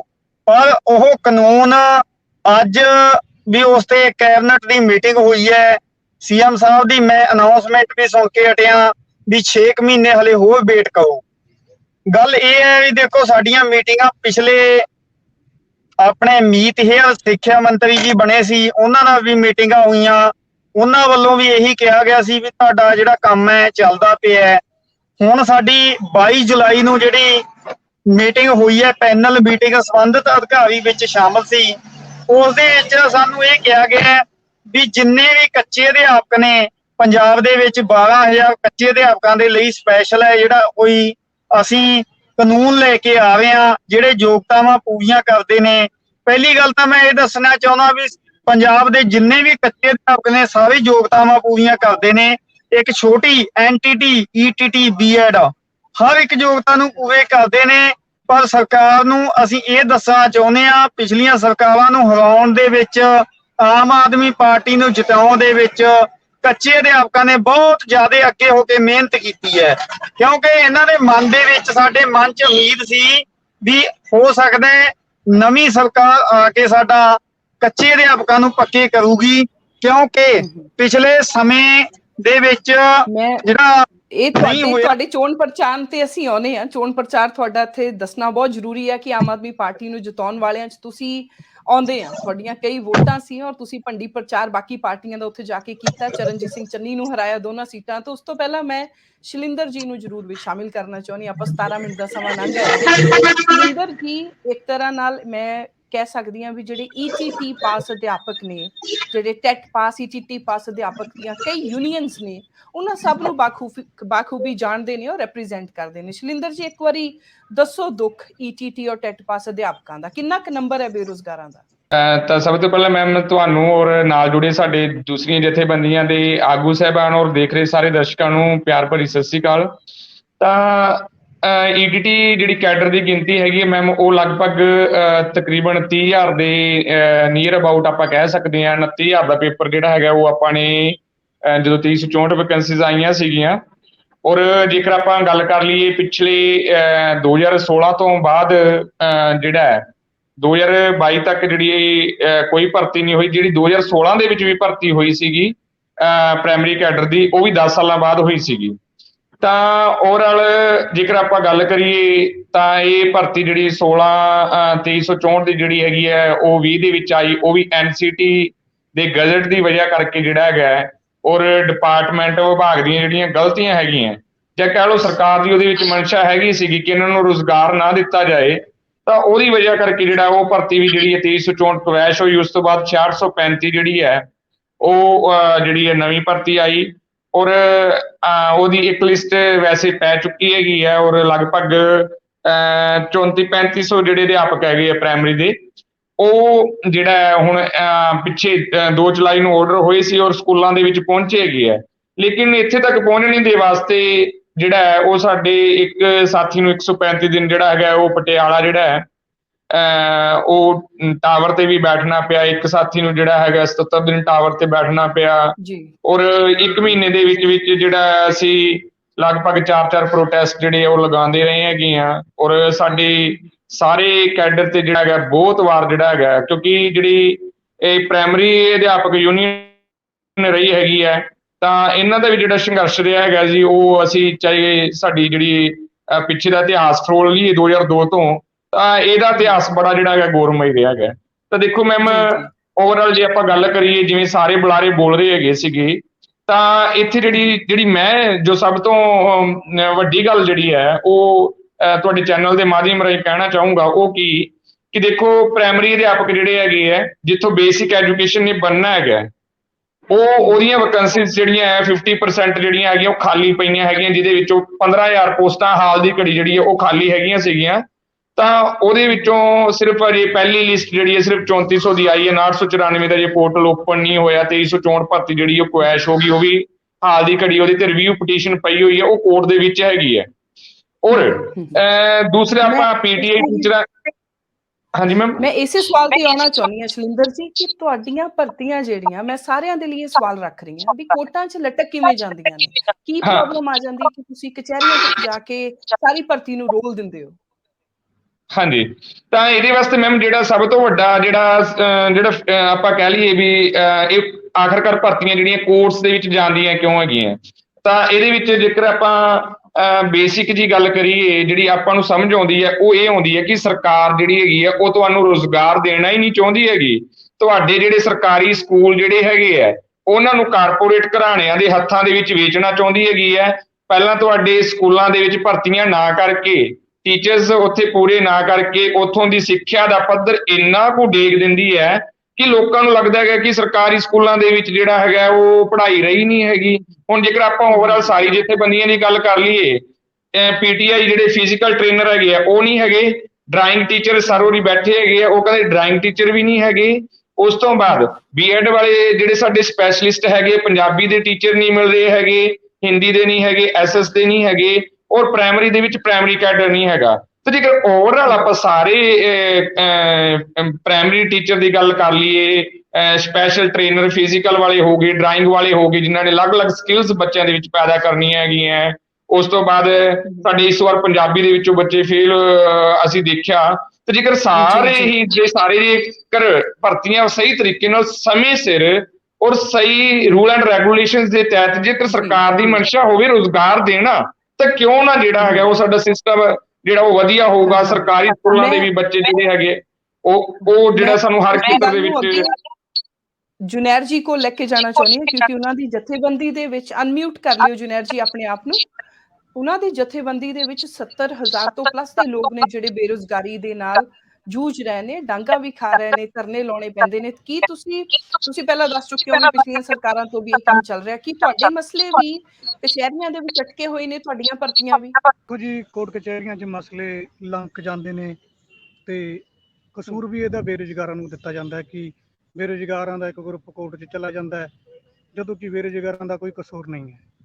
ਅਸਲ ਦੇ ਵਿੱਚ ਸਰਕਾਰਾਂ ਸਿੱਖਿਆ ਦੇ ਵਿਸ਼ੇ ਤੇ ਸੁਹਿਰਦ ਨਹੀਂ ਹੈਗੀਆਂ, ਔਰ ਇਹਦੇ ਕਰਕੇ ਜਿਹੜੀ ਟੀਚਰ ਐਜੂਕੇਸ਼ਨ ਹੈ, ਟੀਚਰ ਐਜੂਕੇਸ਼ਨ ਦੇ ਨਾਲ ਜਿਹੜੀ ਰਿਕਰੂਟਮੈਂਟ ਕਰਨੀ ਹੈ, ਭਰਤੀ ਕਰਨੀ ਹੈ, ਟੀਚਰ ਐਜੂਕੇਸ਼ਨ ਦੇ ਨਾਲ ਕੋਈ ਤਾਲਮੇਲ ਹੀ ਹੈ ਨਹੀਂ। ਇਹ ਬੋਰਡ ਜਿਹੜੇ ਬਣੇ ਨੇ ਜਿਨ੍ਹਾਂ ਨੇ ਭਰਤੀ ਕਰਨੀ ਹੈ, ਉਹਨਾਂ ਦਾ ਜੋ ਟੀਚਰ ਐਜੂਕੇਸ਼ਨ ਦੇ ਲਈ ਸੰਸਥਾਵਾਂ ਕੰਮ ਕਰਦੀਆਂ ਨੇ ਉਹਨਾਂ ਨਾਲ ਕੋਈ ਤਾਲਮੇਲ ਹੀ ਹੈ ਨਹੀਂਗਾ। ਜੇ ਟੀਚਰ ਦੀ ਆਪਾਂ ਸਿੱਖਿਆ ਦੀ ਗੱਲ ਕਰੀਏ ਤਾਂ ਉੱਥੇ ਐਲੀਜੀਬਿਲਟੀ ਕੁਝ ਹੋਰ ਹੁੰਦੀ ਹੈ ਤੇ ਰਿਕਰਾਈਟਮੈਂਟ ਦੇ ਵਿੱਚ ਕੁਝ ਹੋਰ ਹੁੰਦੀ ਹੈ। ਤੇ ਉੱਥੇ ਜਦੋਂ ਜਿਹੜਿਆਂ ਨੇ ਪੜ੍ਹਾਈ ਕੀਤੀ ਹੁੰਦੀ ਹੈ ਉਹਨਾਂ ਦੀ ਪੜ੍ਹਾਈ ਬੇਕਾਰ ਜਾਂਦੀ ਹੈ ਤੇ ਫਿਰ ਇੱਕ ਗੁੱਟ ਜਿਹੜਾ ਹੈਗਾ ਉਹ ਆਪਣੇ ਹੱਕਾਂ ਦੇ ਲਈ ਕੋਰਟ 'ਚ ਚਲਾ ਜਾਂਦਾ ਹੈ ਤੇ ਭਰਤੀ ਜਿਹੜੀ ਉਹ ਲਟਕ ਉਮਰਾਂ ਨਿਕਲ ਜਾਂਦੀਆਂ ਨੇ। ਜਿੰਨਾ ਚਿਰ ਸਿੱਖਿਆ ਦੇ ਖੇਤਰ ਦੇ ਵਿੱਚ ਕੋਈ ਸਿੱਖਿਆ ਸ਼ਾਸਤਰੀ ਉੱਚ ਅਹੁਦਿਆਂ ਤੇ ਨਹੀਂ ਅਪਾਇੰਟ ਕੀਤੇ ਜਾਂਦੇ, ਤਾਂ ਜਿੰਨਾ ਚਿਰ ਆਈਐਸ ਅਧਿਕਾਰੀ ਜਿਹੜੀਆਂ ਪਾਲਿਸੀਆਂ ਉਹਨਾਂ ਚਿਰ ਸਿੱਖਿਆ ਦਾ ਢਾਂਚਾ ਠੀਕ ਨਹੀਂ ਹੋਊਗਾ, ਕਿਉਂਕਿ ਉਹ ਚੰਗੇ ਸੰਗਠਨਕਾਰੇ ਤਾਂ ਹੋ ਸਕਦੇ ਨੇ ਲੇਕਿਨ ਉਹ ਅੱਛੇ ਸਿੱਖਿਆ ਸ਼ਾਸਤਰੀ ਨਹੀਂ ਹੋ ਸਕਦੇ। ਉਹਨਾਂ ਨੂੰ ਸਿੱਖਿਆ ਦੇ ਸੰਬੰਧ ਵਿੱਚ ਪੂਰੀ ਜਾਣਕਾਰੀ ਨਹੀਂ ਹੈਗੀ, ਜਿਸ ਕਰਕੇ ਰੂਲਸ ਗਲਤ ਬਣਦੇ ਨੇ ਔਰ ਭਰਤੀਆਂ ਜਿਹੜੀਆਂ ਨੇ ਕੋਰਟ 'ਚ ਚਲੀਆਂ ਜਾਂਦੀਆਂ। ਜੀ, ਮੈਂ ਇਸ ਟਾਈਮ ਜਸਵੰਤ ਸਿੰਘ ਪੰਨੂ ਹੁਣਾਂ ਵੱਲ ਜਾਣਾ ਚਾਹੁੰਦੀ ਹਾਂ, ਕੱਚੇ ਅਧਿਆਪਕ ਯੂਨੀਅਨ, ਜਿਨ੍ਹਾਂ ਨੇ ਅਕਾਲੀ ਦਲ ਦੀ ਸਰਕਾਰ ਵੀ ਦੇਖੀ, ਕੈਪਟਨ ਅਮਰਿੰਦਰ ਸਿੰਘ ਜੀ ਨੂੰ ਵੀ ਮਿਲੇ, ਚਰਨਜੀਤ ਸਿੰਘ ਚੰਨੀ ਨੂੰ ਵੀ ਮਿਲੇ, ਬੜੇ ਪਹੁੰਚ ਵਾਲੇ ਬੰਦੇ ਆ ਤੁਸੀਂ, ਹਰ ਇੱਕ ਸੀਐਮ ਦੇ ਆਫਿਸ 'ਚ ਪਹੁੰਚੇ ਹੁੰਦੇ ਆ। ਕੀ ਬਣਿਆ ਤੁਹਾਡੀਆਂ ਮੀਟਿੰਗਾਂ ਦਾ? ਔਰ ਮੈਂ ਖਾਸ ਤੌਰ ਤੇ ਇੱਥੇ ਜਾਣਨਾ ਚਾਹੁੰਦੀ ਹਾਂ ਕਿ ਕੀ ਡਿਫਰੈਂਸ ਫੀਲ ਹੋਇਆ ਪੰਨੂ ਸਾਹਿਬ ਤੁਹਾਨੂੰ? ਤੁਸੀਂ, ਮੈਂ ਤਾਂ ਦੱਸਿਆ ਵੀ ਕਿੰਨੇ ਚੀਫ ਮਿਨਿਸਟਰਸ ਨੂੰ ਮਿਲ ਚੁੱਕੇ ਹੋ, ਹੁਣ ਜਿਹੜੀ ਸਰਕਾਰ ਹੈ ਉਹ ਬਦਲਾਅ ਵਾਲੀ ਸਰਕਾਰ ਹੈ, ਕੋਈ ਬਦਲਾਅ ਮਹਿਸੂਸ ਹੋਇਆ ਤੁਹਾਨੂੰ? ਦੇਖੋ ਜੀ, ਬਦਲਾਅ ਤਾਂ ਇਹ ਮਹਿਸੂਸ ਹੋਇਆ ਵੀ ਮੀਟਿੰਗਾਂ ਇਹਨਾਂ ਦੇ ਨਾਲ ਥੋੜ੍ਹੀਆਂ ਜਿਹੀਆਂ ਇਹਨਾਂ ਤੋਂ ਇੱਕ ਭਰੋਸਾ ਮਿਲਿਆ ਜਿਹੜਾ ਪਹਿਲੀਆਂ ਸਰਕਾਰਾਂ ਤੋਂ ਇੱਕ ਵੱਖਰੇ ਤੌਰ ਤੇ ਮਿਲਿਆ। ਇਹਨਾਂ ਨੇ ਇਹ ਕਿਹਾ ਵੀ ਅਸੀਂ ਹਰ ਹਾਲਤ ਦੇ ਵਿੱਚ ਜਿਹੜਾ ਤੁਸੀਂ ਪਿਛਲੀਆਂ ਸਰਕਾਰਾਂ ਦੇ ਸਮੇਂ ਸੰਤਾਪ ਭੋਗ ਚੁੱਕੇ ਹੋ ਵੀ ਉਹ ਨਹੀਂ ਤੁਹਾਨੂੰ ਮਿਲੂਗਾ। ਜਿੰਨਾ ਤੱਕ ਸਾਡੀਆਂ ਮੰਗਾਂ ਪੂਰੀਆਂ ਨਹੀਂ ਹੁੰਦੀਆਂ, ਸਾਡੇ ਕੱਚੇ ਅਧਿਆਪਕਾਂ ਦਾ ਕੋਈ ਠੋਸ ਹੱਲ ਨਹੀਂ ਕੀਤਾ ਜਾਂਦਾ, ਉਹਨਾਂ ਤੱਕ ਤਾਂ ਅਸੀਂ ਕੋਈ ਬਦਲਾਅ ਨਹੀਂ ਕਹਿ ਸਕਦੇ, ਕਿਉਂਕਿ ਬਦਲਾਅ ਤਾਂ ਬਾਕੀ ਕੁਝ ਹੋਰ ਕੰਮਾਂ 'ਚ ਦੇਖਦੇ ਹਾਂ ਵੀ ਚਲੋ ਦੂਜੀਆਂ ਸਰਕਾਰਾਂ ਦੇ ਨਾਲੋਂ ਵਧੀਆ ਥੋੜਾ ਜਿਹਾ ਕੰਮ ਕਰਨ ਲੱਗੇ ਹੋਏ ਨੇ। ਪਰ ਇੱਕ ਗੱਲ ਮੈਂ ਸਰਕਾਰ ਸੀਐਮ ਸਾਹਿਬ ਦੇ ਧਿਆਨ 'ਚ ਭੇਜਣੀ ਚਾਹੁੰਦਾ ਵੀ ਜੇਕਰ ਤੁਸੀਂ ਐਜੂਕੇਸ਼ਨ ਦੇ ਮਸਲੇ ਦੇ ਵਿੱਚ ਇਹ ਐਜੂਕੇਸ਼ਨ ਦਾ ਸਿਸਟਮ ਐਸਾ ਹੈ ਵੀ ਇਹ ਪੜ੍ਹਿਆ ਲਿਖਿਆ ਵਰਗ ਹੁੰਦਾ ਹੈ, ਸਰਕਾਰ ਨੂੰ ਬਣਾਉਣ ਦੇ ਵਿੱਚ ਇਸ ਦੀ ਬਹੁਤ ਵੱਡੀ ਭੂਮਿਕਾ ਹੁੰਦੀ ਹੈ ਵੀ ਜੇਕਰ ਸਾਡੇ ਮਸਲੇ ਹੱਲ ਹੁੰਦੇ ਨੇ ਤਾਂ ਤੁਸੀਂ ਦੇਖ ਲਓ ਵੀ ਜਿਵੇਂ ਸਾਡੇ ਨਾਲ ਵਾਅਦੇ ਕੀਤੇ ਗਏ ਨੇ ਪਿਛਲੀਆਂ ਸਰਕਾਰਾਂ ਤੋਂ ਅਲੱਗ, ਵੀ ਤੁਹਾਡਾ ਸਮਾਂ ਅੱਜ ਵੀ ਇਹਨਾਂ ਨੇ ਬਿਆਨ ਕੀਤਾ ਵੀ ਸਾਨੂੰ 6 ਮਹੀਨੇ ਦਾ ਸਮਾਂ ਦਿਓ, ਅਸੀਂ ਜਿਹੜਾ ਬਿੱਲ ਹੈ ਉਸ ਦੇ ਵਿੱਚ ਸੋਧ ਕਰਕੇ ਵੀ ਅਸੀਂ ਹਰ ਹਾਲਤ ਦੇ ਵਿੱਚ ਕੱਚੇ ਦੇ ਮੁਲਾਜ਼ਮਾਂ ਨੂੰ ਪੱਕੇ ਕਰਾਂਗੇ। ਹਾਂ ਪੰਨੂ ਜੀ, ਨਹੀਂ ਇਹ ਗੱਲ ਠੀਕ ਹੈ। ਮੈਂ ਤੁਹਾਨੂੰ ਦੇਖਿਆ ਸੀ ਤੁਸੀਂ ਜਦੋਂ ਚਰਨਜੀਤ ਸਿੰਘ ਚੰਨੀ ਦੇ ਜਿਹੜੇ ਚੀਫ ਮਿਨਿਸਟਰ ਸੀ ਉਸ ਸਮੇਂ ਪੰਜਾਬ ਦੇ, ਉਹਨਾਂ ਦੇ ਹਲਕੇ ਦੇ ਵਿੱਚ ਜਾ ਕੇ ਪ੍ਰਚਾਰ ਕੀਤਾ ਸੀ ਉਹਨਾਂ ਦੇ ਵਿਰੁੱਧ, ਤੁਸੀਂ ਅਨਾਉਂਸਮੈਂਟਾਂ ਕਰਵਾਈਆਂ, ਤੁਸੀਂ ਆਪਣੇ ਨਾਲ ਪੈਰਲਰ ਉਹਨਾਂ ਦੇ ਪੈਰਲਰ ਇੱਕ ਆਪਣਾ ਉਹਨਾਂ ਨੂੰ ਕਾਊਂਟਰ ਕਰਨ ਦੇ ਲਈ ਆਪਣੇ ਰਿਕਸ਼ੇ ਰੇਹੜੀਆਂ ਐਂਡ ਉਹ ਜਿਹੜੇ ਛੋਟੇ ਹਾਥੀ ਹੁੰਦੇ ਉਹਨਾਂ ਤੇ ਚੜ੍ਹ ਕੇ ਤੁਸੀਂ ਪ੍ਰਚਾਰ ਕੀਤਾ, ਤੁਸੀਂ ਹਰਾਇਆ ਚਰਨਜੀਤ ਸਿੰਘ ਚੰਨੀ ਨੂੰ, ਤੁਸੀਂ ਨਵੀਂ ਸਰਕਾਰ ਲਿਆਂਦੀ। ਪਰ ਨਵੀਂ ਸਰਕਾਰ ਨੂੰ 6 ਮਹੀਨੇ ਤੋਂ ਵੱਧ 6 ਮਹੀਨੇ ਸਮਾਂ ਹੋ ਚੁੱਕਾ ਹੈ, ਅੱਗੇ ਵੀ ਹੋਰ ਤੁਹਾਡੇ ਤੋਂ 6 ਮਹੀਨੇ ਮੰਗਦੇ ਨੇ। ਅੱਜ ਮੈਂ ਵੀ ਸੁਣਿਆ ਜੋ ਮੁੱਖ ਮੰਤਰੀ ਸਾਹਿਬ ਦਾ ਬਿਆਨ ਸੀ, ਉਹਨਾਂ ਨੇ ਕਿਹਾ ਕਿ ਜਿਹੜਾ ਬਿੱਲ ਗਵਰਨਰ ਸਾਹਿਬ ਕੋਲ ਗਿਆ ਆ ਉਹ ਸਹੀ ਨਹੀਂ ਸੀ। ਅਗਰ ਪੰਨੂ ਸਾਹਿਬ ਸਹੀ ਨਹੀਂ ਸੀ ਤਾਂ ਪੰਜਾਬ ਦੇ ਮੁੱਖ ਮੰਤਰੀ ਉਹ ਬਿੱਲ ਨੂੰ ਵਾਪਿਸ ਮੰਗਵਾਉਣ ਔਰ ਉਹਦੇ ਵਿੱਚ ਜੋ ਬਣਦੀਆਂ ਅਮੈਂਡਮੈਂਟਸ ਆ ਉਹ ਕਰਕੇ ਅੱਗੇ ਤੋਰਨ। ਦੇਖੋ ਜੀ, ਇੱਕ ਗੱਲ ਮੈਂ ਸਿੱਧੀ ਸਪਸ਼ਟ ਕਹਿਣਾ ਚਾਹੁੰਦਾ, ਦੇਸ਼ ਨੂੰ ਕੌਣ ਚਲਾਉਂਦਾ? ਸੰਵਿਧਾਨ ਚਲਾਉਂਦਾ ਹੈ। ਸੰਵਿਧਾਨ ਦੇ ਵਿੱਚ ਕੋਈ ਚੀਜ਼ ਜੋ ਸਰਕਾਰ ਦੇ ਅਗੇਂਸਟ ਹੁੰਦੀ ਹੈ, ਇੱਕ ਕੈਬਨਿਟ ਦੇ ਵਿੱਚ ਪ੍ਰਵਾਨਗੀ ਲੈ ਕੇ ਉਸ 'ਚ ਅਮੈਂਡਮੈਂਟ ਕਰ ਸਕਦੇ ਨੇ। ਜਦੋਂ ਉਸ 'ਚ ਅਮੈਂਡਮੈਂਟ ਕਰ ਸਕਦੇ ਨੇ ਤਾਂ ਕੀ ਕੱਚੇ ਮੁਲਾਜ਼ਮਾਂ ਨੂੰ, ਜਦੋਂ ਕਿ ਉਹ ਸਾਰੀਆਂ ਸ਼ਰਤਾਂ ਪੂਰੀਆਂ ਕਰਦੇ ਨੇ, ਤਾਂ ਉਹਨਾਂ ਨੂੰ ਪੱਕੇ ਕਰਨਾ ਕੋਈ ਵੱਡੀ ਗੱਲ ਨਹੀਂ। ਜਦੋਂ ਸਰਕਾਰ ਦੀ ਜਿਹੜੀ ਮਨਸਾ ਹੈ ਉਹ ਸਹੀ ਹੋਵੇ ਤਾਂ ਕੋਈ ਵੱਡੀ ਗੱਲ ਨਹੀਂ ਹੈਗੀ ਵੀ, ਕਿਉਂਕਿ ਇਹਨਾਂ ਨੇ ਕੈਬਨਿਟ ਦੇ ਵਿੱਚ ਇੱਕ ਮੀਟਿੰਗ ਬੁਲਾ ਕੇ ਇਹੀ ਕਰਨਾ ਵੀ ਅਖਬਾਰ ਦੇ ਵਿੱਚ ਐਡ ਦੇ ਕੇ ਉੱਥੇ ਕੈਬਨਿਟ 'ਚ ਮਤਾ ਪਾਸ ਕਰਕੇ ਵੀ 12,000 ਬੰਦਾ ਜਿਹੜਾ ਪੰਜਾਬ ਦੇ ਸਰਕਾਰੀ ਸਕੂਲਾਂ ਦੇ ਵਿੱਚ ਕੰਮ ਕਰਦਾ ਪਿਆ, ਇਹ ਆ ਯੋਗਤਾ ਨੇ ਜਿਹੜੀਆਂ ਕੰਡੀਸ਼ਨ ਉਹਨਾਂ ਨੇ ਇਹ ਪੂਰੀਆਂ ਕਰਦੇ ਨੇ ਵੀ ਇਸ ਕਰਕੇ ਇਹਨਾਂ ਨੂੰ ਇਸ ਪੋਸਟ ਤੇ ਮਰਜ ਕੀਤਾ ਜਾ ਸਕਦਾ ਹੈ। ਬਹੁਤ ਕੁਝ ਕੀਤਾ ਜਾ ਸਕਦਾ ਹੈ ਜੇ ਸਰਕਾਰ ਦੀ ਇੱਛਾ ਹੋਵੇ। ਮੈਂ ਆਪਣੇ ਬਾਕੀ ਪੈਨਲ ਵੱਲ ਮੂਵ ਹੋਣ ਤੋਂ ਪਹਿਲਾਂ ਤੁਹਾਨੂੰ ਇੱਕ ਆਖਰੀ ਸਵਾਲ ਪੁੱਛਣਾ ਚਾਹੁੰਦੀ ਹਾਂ। ਇਸ ਟਾਈਮ ਤੁਸੀਂ ਮੀਤ ਹੇਅਰ ਜੀ ਨੂੰ ਵੀ ਮਿਲੇ ਔਰ ਬਾਅਦ ਵਿੱਚ ਮੀਤ ਹੇਅਰ ਜੀ ਨੂੰ ਬਦਲ ਦਿੱਤਾ ਗਿਆ, ਹੁਣ ਨਵੇਂ ਮੰਤਰੀ ਨੇ ਹਰਜੋਤ ਬੈਂਸ। ਮੀਤ ਹੇਅਰ ਜੀ ਨਾਲ ਮਿਲ ਕੇ ਔਰ ਹਰਜੋਤ ਬੈਂਸ ਜੀ ਨਾਲ ਮਿਲ ਕੇ ਤੁਹਾਨੂੰ ਕੀ ਲੱਗਿਆ ਕਿ ਮੀਤ ਹੇਅਰ ਜੀ ਨੂੰ ਤਾਂ ਬਦਲਿਆ ਗਿਆ ਕਿਉਂਕਿ ਉਹ ਤੁਹਾਡੇ ਇਹ ਮੁੱਦੇ ਜਿਹੜੇ 1 ਲੱਖ ਤੋਂ ਵੱਧ ਬੇਰੁਜ਼ਗਾਰ ਲੋਕ ਤੁਸੀਂ ਰਿਪਰੈਜ਼ੈਂਟ ਕਰ ਰਹੇ ਹੋ, ਜਿਨ੍ਹਾਂ ਨੂੰ ਅੱਜ ਇਹ ਸਕਰੀਨ ਤੇ ਤੁਹਾਡੇ ਮੁੱਦੇ ਸੋਲਵ ਨਹੀਂ ਸੀ ਕਰ ਪਾਏ? ਦੇਖੋ ਜੀ, ਜਦੋਂ ਇੱਕ ਸਿੱਖਿਆ ਮੰਤਰੀ ਨੂੰ ਜਾਂ ਵਿਭਾਗ ਦੇ ਕਿਸੇ ਹੋਰ ਅਧਿਕਾਰੀ ਨੂੰ ਸਾਰਾ ਮਸਲਾ ਜਦੋਂ ਸਮਝ ਆਉਂਦਾ ਤਾਂ ਉਸ ਤੋਂ ਬਾਅਦ ਉਸ ਨੂੰ ਜਾਂ ਬਦਲ ਦਿੱਤਾ ਜਾਂਦਾ ਹੈ ਜਾਂ ਉਹ ਆਪ ਮਹਿਕਮਾ ਛੱਡ ਦਿੰਦਾ ਹੈ। ਜਿਸ ਤਰ੍ਹਾਂ ਮੀਤ ਹੇਅਰ ਨੇ ਆਪਣਾ ਮਹਿਕਮਾ ਖੁਦ ਛੱਡਿਆ ਤੇ ਇਸ ਤੋਂ ਬਾਅਦ ਪਹਿਲਾਂ 3-4 ਮਹੀਨੇ ਉਹਨਾਂ ਨਾਲ ਮੀਟਿੰਗਾਂ ਕਰਕੇ ਉਹਨਾਂ ਨੂੰ ਸਾਰਾ ਡਿਸਕਸ ਕਰਦੇ ਰਹੇ। ਹੁਣ ਦੇਖੋ ਹਰਜੋਤ ਬੈਂਸ ਜੀ ਆ ਗਏ, ਹੁਣ ਇਹਨਾਂ ਨਾਲ ਮੀਟਿੰਗਾਂ ਕਰਕੇ 22 ਜੁਲਾਈ ਨੂੰ ਮੀਟਿੰਗ ਕਰਕੇ ਆਏ ਆ, ਉਹੀ ਗੱਲਾਂ ਦੁਬਾਰਾ ਦੂਜੇ ਮੰਤਰੀ ਨੂੰ ਦੱਸਦੇ ਆ, ਫਿਰ ਉਹਨਾਂ ਦੇ ਧਿਆਨ 'ਚ ਲਿਆਉਣਾ ਪੈਂਦਾ। ਫਿਰ ਇਹ ਦੇਖੋ ਗੱਲ ਇਹ ਹੈ ਵੀ ਇਹ ਸਮਾਂ ਲਗਾਉਣ ਵਾਲੀ ਇੱਕ ਸਿਸਟਮ ਲੱਗਦਾ ਸਾਨੂੰ, ਜਿਵੇਂ ਪਿਛਲੀਆਂ ਸਰਕਾਰਾਂ ਨੇ ਸਮਾਂ ਲਗਾਤਾ, ਸਾਨੂੰ ਇਹ ਵੀ ਡਰ ਹੈ ਕਿ ਇਹ ਵੀ ਉਸ ਤਰ੍ਹਾਂ ਸਮਾਂ ਨਾ ਲਗਾਉਣ। ਅਸੀਂ ਇਹਨਾਂ ਨੂੰ ਤਾਂ ਇਹੀ ਅਪੀਲ ਕਰਦੇ ਹਾਂ ਵੀ ਜਲਦ ਤੋਂ ਜਲਦ ਜਿਹੜਾ ਲੰਮੇ ਸਮੇਂ ਤੋਂ ਸੰਤਾਪ ਹੋ ਗਿਆ, ਉਹ ਜੋ ਵਾਅਦਾ ਕੀਤਾ ਗਿਆ ਸੀ ਸਾਡੇ ਨਾਲ 27 ਨਵੰਬਰ ਨੂੰ, ਉਸ ਵਾਅਦੇ ਨੂੰ ਜਲਦ ਪੂਰਾ ਕੀਤਾ ਜਾਵੇ। ਕ੍ਰਿਸ਼ਨ ਜੀ, ਤੁਸੀਂ ਮੈਨੂੰ ਇਹ ਪ੍ਰੋਬਲਮ ਇਸ ਪੁਆਇੰਟ ਤੇ ਆਓ, ਤੁਸੀਂ ਹੈਗੇ ਆ ਫਿਜ਼ੀਕਲ ਟ੍ਰੇਨਿੰਗ ਦੇ ਟੀਚਰ ਜੀ, ਔਰ ਸਾਨੂੰ ਖਿਡਾਰੀ ਚਾਹੀਦੇ ਨੇ, ਸਾਡੇ ਪੰਜਾਬ ਨੂੰ ਭਵਿੱਖ ਦੇ ਵਿੱਚ ਖਿਡਾਰੀ ਚਾਹੀਦੇ ਨੇ, ਉਹ ਖਿਡਾਰੀ ਤੁਸੀਂ ਪੈਦਾ ਕਰਕੇ ਦੋਗੇ। ਮੈਨੂੰ ਪਹਿਲਾਂ ਇਹ ਦੱਸੋ ਕਿ ਤੁਸੀਂ ਹੈਗੇ ਆ ਅਰਾਊਂਡ 1800 ਦੇ ਕਰੀਬ ਉਮੀਦਵਾਰ ਜਿਹੜੇ ਤੁਸੀਂ ਡਿਜ਼ਰਵ ਕਰਦੇ ਆ। ਇਹ ਜਿਹੜੀ ਪੁਰਾਣੀ ਗਿਣਤੀ ਹੈ ਜੀ, ਜਿਹੜੀ ਅਸੀਂ 646 ਜਿਹੜੀ ਆਈ ਸੀ ਵੈਕੈਂਸੀ, ਉਹਦੇ ਵਿੱਚ ਅਪਲਾਈਡ ਜਿਹੜਾ 1800 ਬੰਦਾ ਜੀ, ਪਰ ਇਸ ਟਾਈਮ 20,000 ਤੋਂ ਉੱਪਰ ਦਾ ਜਿਹੜਾ ਕੈਂਡੀਡੇਟ ਆ ਉਹ ਪਾਸ ਆਊਟ ਹੈ ਜੀ। 2 ਸਾਲ ਦਾ ਜਿਹੜਾ ਕੋਰਸ ਆ ਸਾਡਾ ਫਿਜ਼ੀਕਲ ਟ੍ਰੇਨਿੰਗ ਇੰਸਟ੍ਰਕਟਰ ਦਾ ਜੀ। 20,000 ਬੰਦਾ ਕਾਬਿਲ ਬੈਠਾ ਜਿਹੜਾ ਫਿਜ਼ੀਕਲ ਟ੍ਰੇਨਰ ਬਣ ਸਕਦਾ ਬੱਚਿਆਂ ਲਈ ਜੀ, ਤੇ ਹਾਲੇ ਵੀ ਕੋਰਸ ਜਿਹੜੇ ਨੇ ਉਹ ਕੰਟੀਨਿਊ ਕਾਲਜਾਂ ਦੇ ਵਿੱਚ ਚੱਲ ਰਹੇ ਨੇ ਜੀ। ਜੀ, ਔਰ ਆਪਣੀਆਂ ਸਾਮੀਆਂ ਖਾਲੀ ਨੇ ਆਪਣੇ ਸਕੂਲਾਂ ਦੇ ਵਿੱਚ, ਕਿਤੇ ਇਹ ਤਾਂ ਨਹੀਂ ਹੈ ਕਿ ਸਰਕਾਰ ਇਹ ਤੁਹਾਨੂੰ ਜਵਾਬ ਦੇ ਰਹੀ ਹੈ ਕਿ ਸਾਡੇ ਕੋਲ ਸਾਮੀਆਂ ਭਰੀਆਂ ਹੋਈਆਂ ਨੇ, ਸਾਨੂੰ ਜ਼ਰੂਰਤ ਨਹੀਂ ਹੋ ਟੀਚਰਾਂ ਦੀ? ਜੀ, ਜਦੋਂ ਸਕੂਲ ਨੇ ਜੀ, ਇਟ ਮੀਨਸ ਅਸਾਮੀਆਂ ਨੇ ਜੀ। ਐਨਸੀਟੀ ਦੇ ਰੂਲ ਅਕੋਰਡਿੰਗ ਹਰ ਇੱਕ ਸਕੂਲ ਦੇ ਵਿੱਚ ਇੱਕ ਸਰੀਰਕ ਸਿੱਖਿਆ ਅਧਿਆਪਕ ਹੋਣਾ ਜ਼ਰੂਰੀ ਹੈ। ਨਿਰਾ ਆਪਾਂ ਇਕੱਲੀ ਖੇਡਾਂ ਦੀ ਗੱਲ ਨਾ ਕਰੀਏ ਵੀ ਅਸੀਂ ਖਿਡਾਰੀ ਪੈਦਾ ਕਰਨੇ ਨੇ, ਬੱਚਿਆਂ ਨੂੰ ਅਨੁਸ਼ਾਸਨ ਹੈ ਜਿਹੜਾ ਉਹ ਵੀ ਓਵਰਆਲ ਜਿਹੜਾ ਇੱਕ ਸਰੀਰਕ ਸਿੱਖਿਆ ਅਧਿਆਪਕ ਨੇ ਦੇਣਾ ਹੁੰਦਾ ਜੀ। ਡਿਸਪਲਿਨ ਵੀ ਜਿਹੜਾ ਹੈਗਾ ਉਹ ਇੱਕ ਫਿਜ਼ੀਕਲ ਟੀਚਰ ਇੱਕ ਮਾਹੌਲ ਕ੍ਰੀਏਟ ਕਰਦਾ, ਬੱਚੇ ਨੇ ਉਹਦੇ ਵਿੱਚ ਹੀ ਸਾਰਾ ਕੁਝ ਸਿੱਖਣਾ ਜੀ। ਤੇ ਹਰ ਇੱਕ ਸਕੂਲ ਦੇ ਵਿੱਚ ਐਨਸੀਟੀ ਦੇ ਰੂਲ ਕਹਿੰਦੇ ਨੇ ਵੀ ਇੱਕ ਫਿਜ਼ੀਕਲ ਅਧਿਆਪਕ ਹੋਣਾ ਚਾਹੀਦਾ, ਪਰ ਪ੍ਰੋਬਲਮ ਇਹ ਹੈ ਮੈਮ, ਜਦੋਂ ਕੋਈ ਟੀਚਰ ਕਿਤੋਂ ਫਿਜ਼ੀਕਲ ਐਜੂਕੇਸ਼ਨ ਦਾ ਬਦਲ ਜਾਂਦਾ ਹੈ ਤਾਂ ਉਹ ਅਸਾਮੀ ਖਤਮ ਕਰ ਦਿੱਤੀ ਜਾਂਦੀ ਹੈ, ਕੋਈ ਪ੍ਰਮੋਟ ਹੋ ਜਾਂਦਾ ਹੈ ਉਹ ਅਸਾਮੀ ਖਤਮ ਕਰ ਦਿੱਤੀ ਜਾਂਦੀ ਹੈ, ਇਨ ਕੇਸ ਕਿਸੇ ਦੀ ਡੈਥ ਹੋ ਜਾਂਦੀ ਹੈ ਉਹ ਅਸਾਮੀ ਖਤਮ ਕਰ ਦਿੱਤੀ ਜਾਂਦੀ ਹੈ।